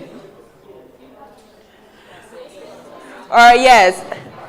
Learning and skills, I need you back on your seats. Community and safety, I need you back on your seats. Healthcare, I need you back on your seats. Oh my God, they're taking a team picture. So extra. All right, so back on your seats, back on your seats. Back on your seats. I think we'll do it like this. The last team to get to their seats will be the first people to present. I think that's how we'll go about it. The last team to be seated, the last team to be seated will be the first to present. I think that's fair. That's fair to ask, yeah. Okay, so the last team to get seated will be the first to present. I think that's a smart way to go about it. So I think the last team, sadly, oh my gosh. Sadly. So you're the last team to present, to get seated, unfortunately. What team are you?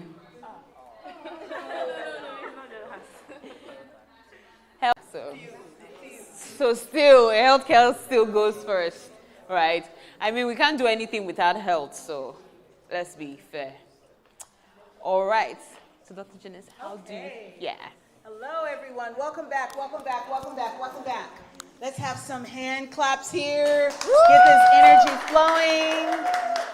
We are attempting to embark on an opportunity here, right? To develop. Are you guys ready? Oh, they're still conversing over there. Are you guys ready? Yeah. Everybody ready? Yeah. Okay, so we have the opportunity of actually just working in the room. The online presenters, hello, you may miss something. The online presenters, I'm offering to come back and do it in a Zoom for them and online, okay? So, my pleasure, my pleasure. I want to hear about the incredible brilliance and see what they've come up with. So, with that to say, everyone in the room is going to present. There's no selection here, all right? So, I know there's some bias in the room and intervals, right? But the entire team has to come up and support, all right? So, you're not here yet. Where are you? Come on up, community and safety. Community and safety. You have the floor. Team lead. Please, Professor. Okay? Let me have the mic. Yes, absolutely. Are you the one presenting? Yeah, I am. Okay. Our team member names. Can you help her hold the mic? Because she seems like she has so much to have. Yeah. Okay, I don't have the names with me. Okay. Good morning. Good morning, everyone. So we are the team on community and safety, and would like to highlight the everyday issues that are experienced in communities, which include crime, road accidents, medical emergencies, and unfortunately disasters. And due to delayed reporting, poor coordination, and lack of timely information, these manageable situations end up turning into tragedies. Our solution to this now is SafeLink AI, an AI-powered community where we have a safety platform that helps to design and connect our citizens with emergency responders in real time. This solves the earlier issues stated earlier on. With just one tap, our users can report emergencies, send their locations, and receive instant safety alerts, and access an AI assistant that provides immediate guidance before the help even arrives. The platform also uses AI to identify crime hotspots and predict high-risk areas, helping our authorities that are presently in the sites to prevent incidents before they occur. We will begin with a pilot in one community, evaluate its impact, and then scale through partnerships with local governments, security agencies, healthcare providers, telecom companies, and non-governmental organizations. Our vision is very simple: to build safer, smarter, and more resilient communities where technology saves lives instead of destroying them, strengthens trust instead of pulling them apart, and empowers every citizen to contribute to public safety. SafeLink AI, connecting communities, protecting lives. Thank you. Thank you very much. And that was 3 minutes. Wow, fantastic. Sorry. Amazing. I could even introduce us because the people I left. You put yourselves out there and you Have incredible concepts and attitude about your community, who you're going to focus on, how you want to do it, and staying true to the mission. So well done, well done. I would love to see this moving forward. So if there's anyone that is heartstrong on this particular initiative, please do get in touch with me. All of you are invited to connect anyway, so please do so. But I really want to hear about how that's going to move forward. I didn't have any specific questions because we're going to talk about it later, right? All right. Okay, thank you so much. The next track. Well done. The next track is Learning and Skills. Can you imagine? Learning and skills. Let's move forward. Any education access, digital literacy, teaching tools. Very quickly, we have to mobilize. Yes, yes. You have 2 minutes. Believe it or not, when you do business pitches and you're in front of investors, it is a very quick moving experience. So you have to be light on your feet and very strong in conversation. So let's move forward. Well done, team. Thank you.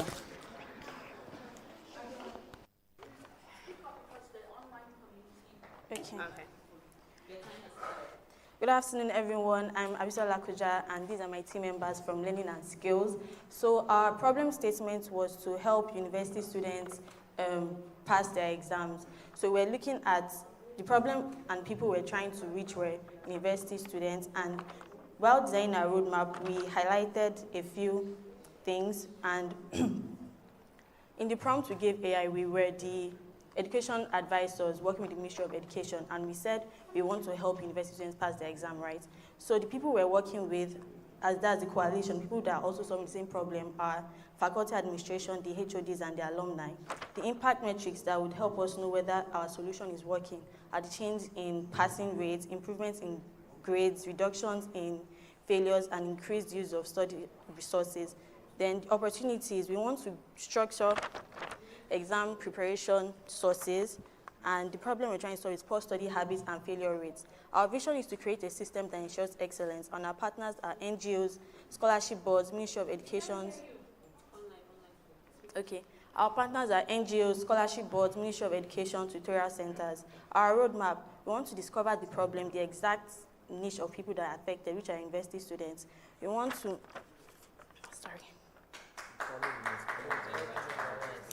determine the most common barriers to effective studying, develop them with our partners and coalition groups, and get solutions. So the prompt we gave AI was, I want you to design a system to help university students prepare and pass examinations, design a structured examination preparation system using this information. Using this information, tell me what it does, which partner should own it, and a realistic first step to pilot it.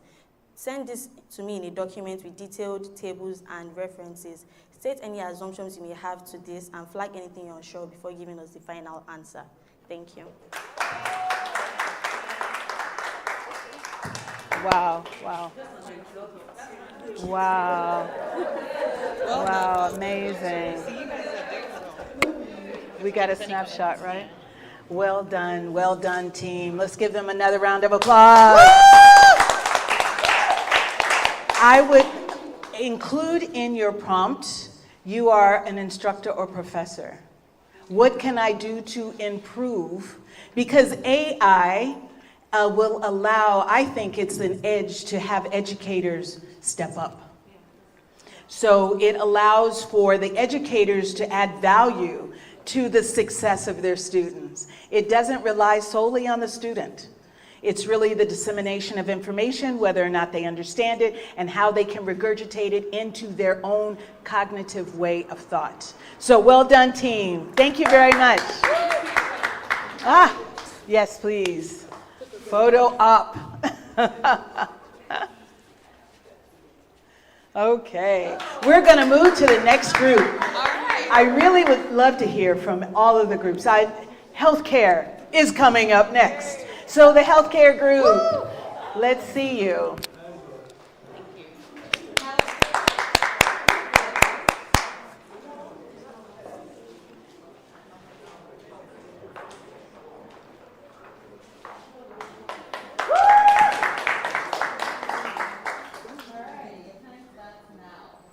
Good afternoon, everyone. My name is Itinoluwa, and this is Health and Care Track.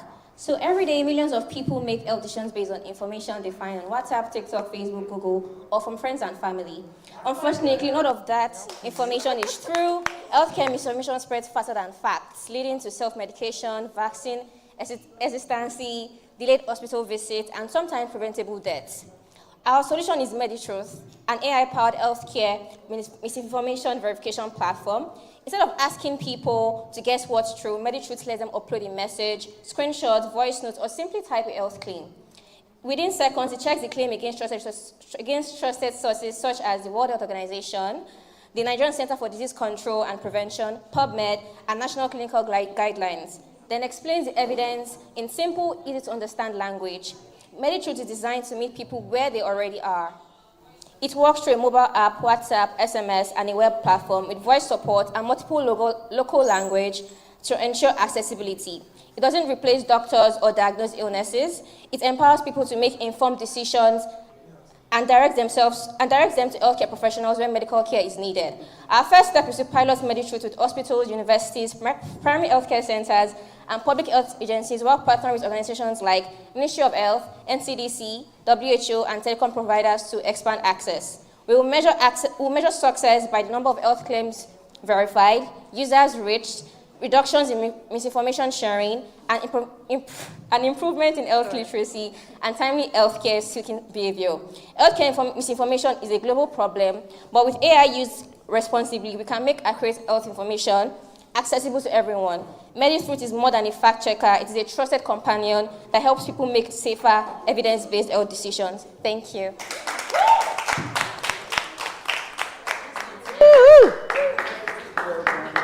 Who is the mentor working with this team?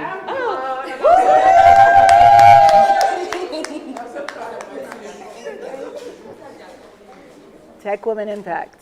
All right, super. All right, amazing, amazing. As we're taking photos, I want to keep it rolling here. So what I have seen is that you have really hit on many, many components. Well done, team. So I want to just challenge you to think about this from a healthcare perspective. When you are in the surgeon's office or the physician's office, there's always a risk. That physician, that's the first thing they think about. What is the risk here? So quite often, we in the United States, they're actually using AI to record. They will ask you and request your permission to record the visit. So that takes out some of the element of misinformation, as stated, some of the element of what comes next, and actually, I say it's cost effective because it gets the patient to stay on track as to why they came into the office. Yes. Another component to think about from this healthcare perspective is to think about the surgeon and the risk of that surgeon has. They need to do a deeper dive into the actual patient to get to know them. So AI really does help with that efficiency level. So I use the care loop, and I have other frameworks that I'm using for medical recommendations for students that I'm presenting this week. But well done, you guys did a great job. Thank you. Woo-hoo-hoo. Last but not least, I know we have another group. Last but not least is something that, of course, is near and dear to my heart. Well, all of the tracks are, so it's very difficult. There's no bias here. So looking at, and there's always bias in AI, by the way. So thinking about this, we're looking at small business. Are you ready, team? Okay.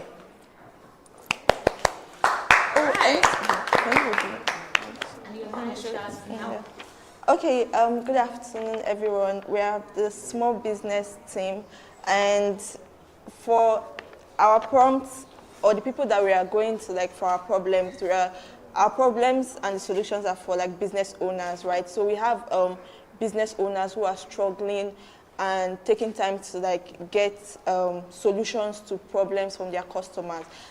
We have example, which is Ama. We use Amarachi. Her name is Amarachi, so we use, the short form for Ama. We use it, we told AI that Ama is a business owner. She sells digital products online.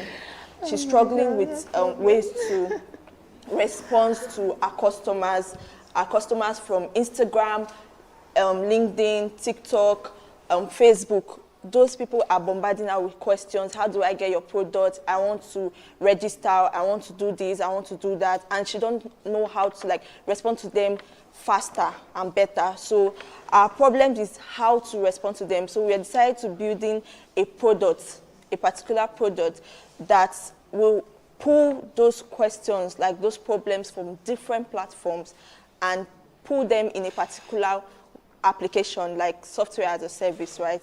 So it's going to pull them, those questions, and put them on a particular software.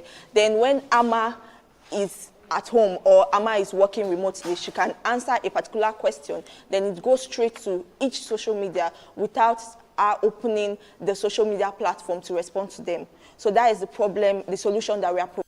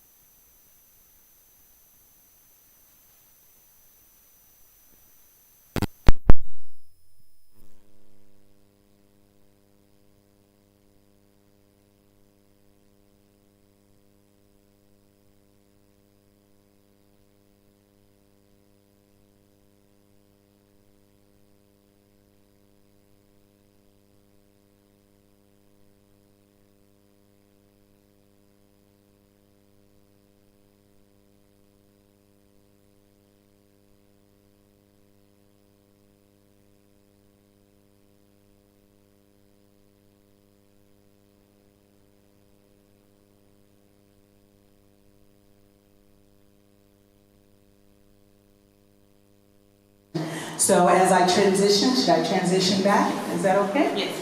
Okay, so we are going to, I love this interactive opportunity. It's not, was this okay? Yeah. Did you see how AI was used? Yes. It was fascinating because some people were beginning to do the problem without using AI. But guess what? That's what we were here to learn. That's what we were here to implement. And that's what we were here to challenge ourselves to utilize.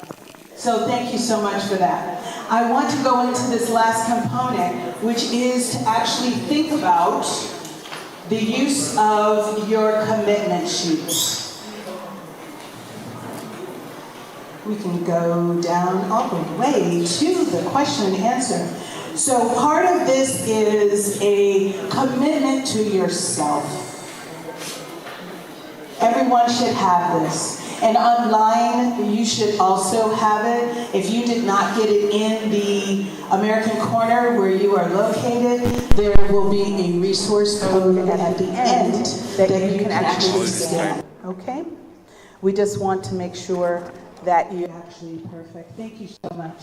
So, 90-day commitment to yourself, a future-ready plan that you can actually say, I'm ready to move forward.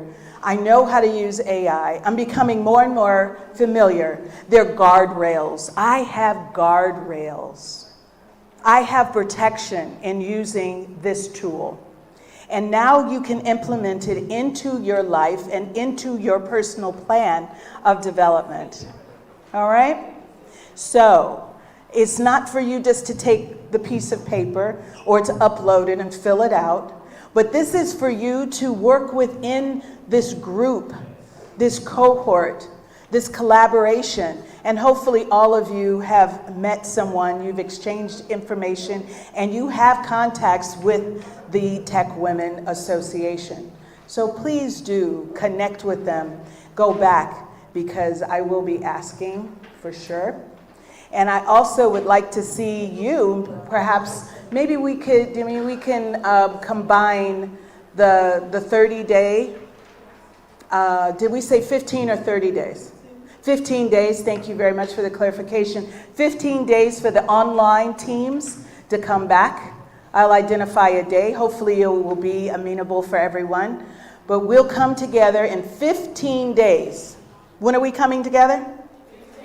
15 days. And that 15-day period of time, I would like to hear from you about your 90-day commitment. All right? I'm going to do this too, so I can move forward and some of my initiatives.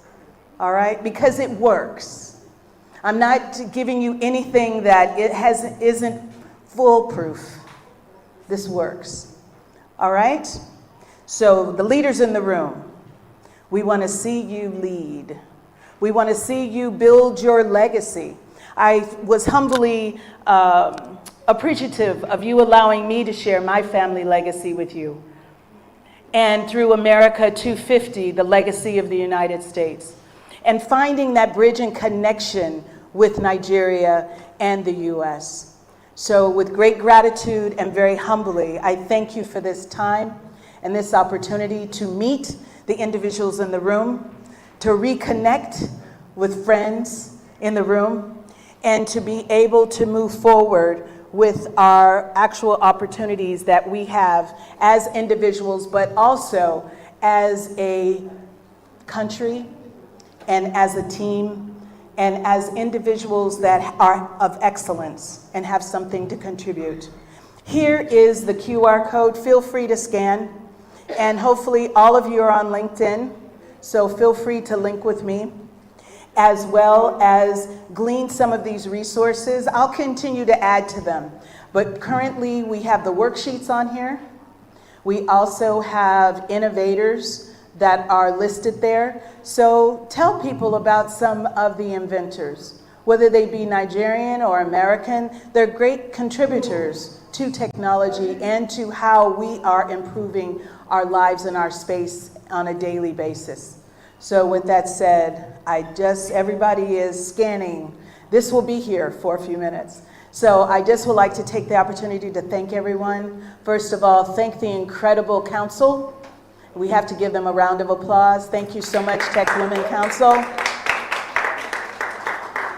And when this came to fruition, I just have to add, when the leaders, the alumni from Nigeria said, we're going to create a council, I was ecstatic. I said, if there's anything I can do, please let me know.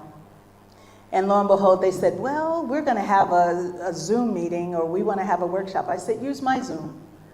So just from the very inception of the concept and the thought, I want you to see the progression of development. From that concept, from that idea, they have built an incredible organization that is being recognized around the world.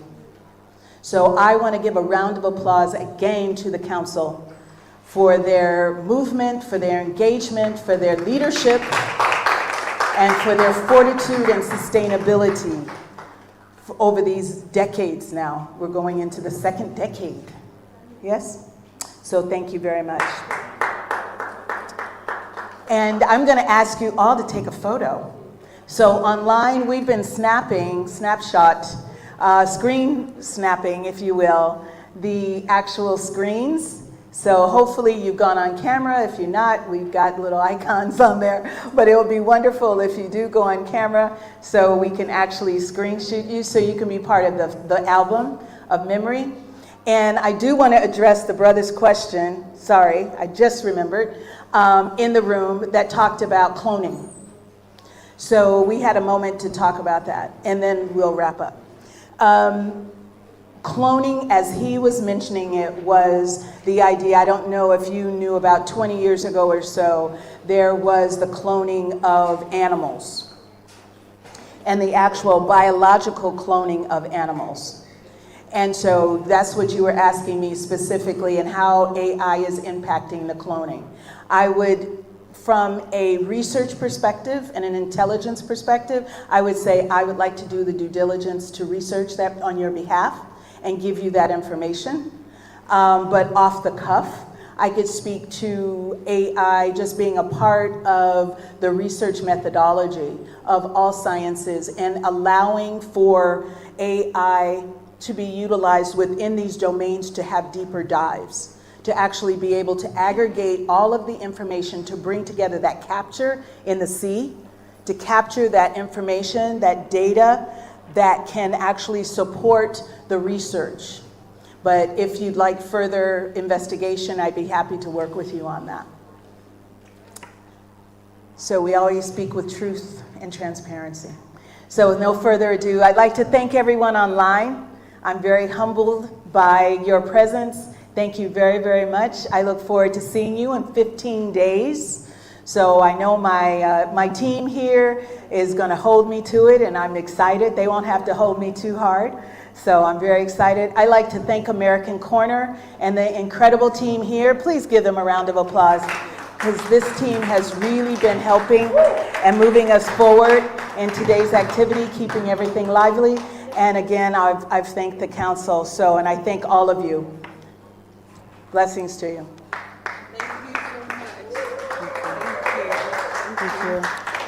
Please, if we can have a standing ovation for Dr. Jeannice.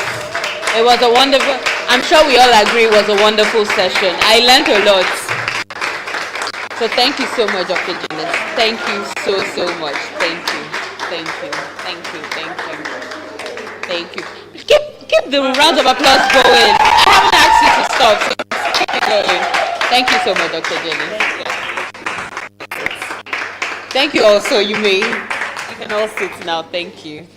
All right, thank you. It has been a very, very impactful day of learning, and we've learned a lot. I've learned a lot.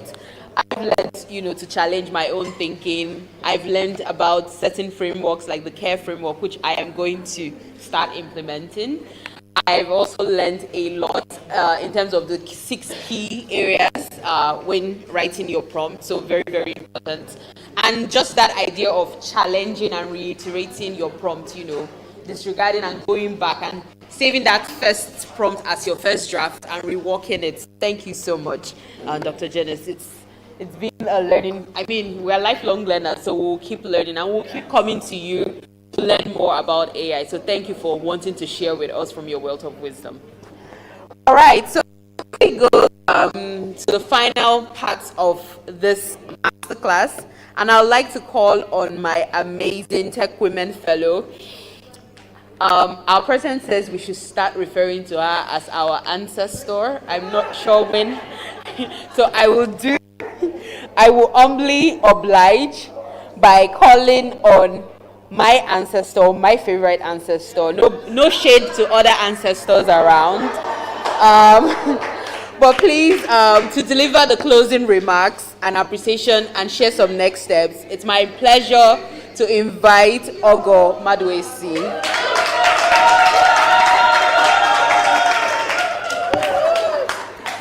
Do I look like an ancestor? Yes, I should be calling you ancestor. Thank you. Do I look like an ancestor? Please tell me, do I look like an ancestor? They said no. Okay, it's been an interesting, beautiful, borrow me the words. Enlightening. I wanted to hear from this side. No, I want to hear from this side. Yeah. Intriguing, enlightening, fascinating, exciting. Yeah, guys, I've not heard from you. Guys, fantastic, informative, yeah, yes, and all of that. So I wanted to ask you that to be sure that we all benefited from that we didn't organize this just for ourselves one more time. Thank you, Dr. Jeannice. Always a pleasure to have you. 2018 was amazing, like our president said. She called me an ancestor. I will reserve her name for the next time. Quite an interesting session once again. I want to say something first. I was with the healthcare team, and then there was something I said that didn't go. Are you a medical student? No wonder. I like that. You know, when I said something about how the medical community, Dr. Adora, you might like this. The medical community doesn't like the idea of people resorting to chatbots and the AI stuff. They were quick to say, oh yeah, that is wrong, they get wrong information and all of that. I don't want to talk about, I wrote a paper on that, but I don't want to talk about that, but I want to tell you something. We can actually use AI as well. You know, from what Dr. Jeannice said, we can always use that to challenge something. Because my paper is saying, if you all, not you, because you're not there yet, if you all, not you, okay. If you all are doing what you're supposed to do, you know. If you all are doing what you're supposed to do, giving all the care, people will not resort to AI. It's more like that in Africa. Yes, I will use Africa, where you all feel challenged. Once somebody asks something, somebody comes to the clinic, you don't even give attention. You don't even smile sometimes. You focus on your paper. You know, sometimes, like in the community where I work, the appearance, you are not, you feel judged. So when I sit with my AI, and he's answering me, and I'm happy. And I'm asking by 12 midnight, and he's answering me, and I'm happy. And that's why it is what it is. I don't want to give the figures I have, because it's a big thing around the world now. So let's come back to that. My AI is closed, sorry. Is the AI whatever, so I have to use AI as well. I know my time is up, but please. I talk too much, but I don't know. My voice has refused to come back. I have histamine intolerance, and it's affected my voice. I don't know. Yeah. Sorry about that. But I'm just here to say thank you to Dr. Jeannice. Let's take everything we've learned here. Let's take it forward. It will be interesting to. It's not working. Okay. It will be interesting to learn tomorrow that something actually came out of here. Maybe a business, maybe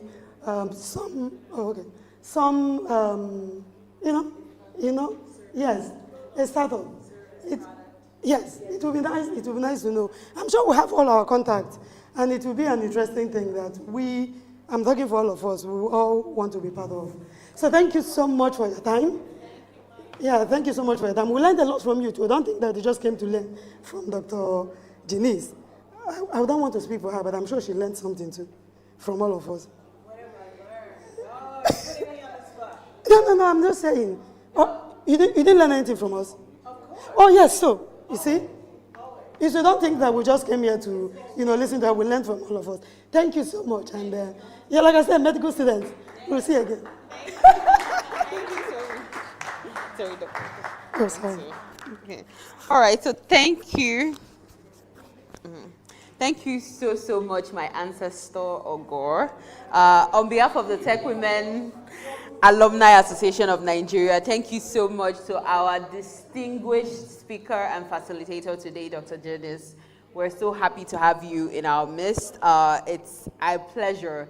Thank you to the U.S. Consulate for also agreeing to make this possible, for our partners and every participant, all my Medilag guys that came all the way. Thank you for coming today. A special shout out to you. Your presence and your participation has made today very, very eventful and meaningful, so thank you. So I will now invite everyone. Please note that there are WhatsApp groups being formed for us to tackle and take these projects from ideas to implementation, right? So those WhatsApp groups are being formed. Please feel free to accept our invites when they pop up on your WhatsApp. Don't block us. Don't decline, right? So yeah, and afterwards we'll be taking a quick photograph, a group photograph to commemorate today, and after which we would have refreshments and networking.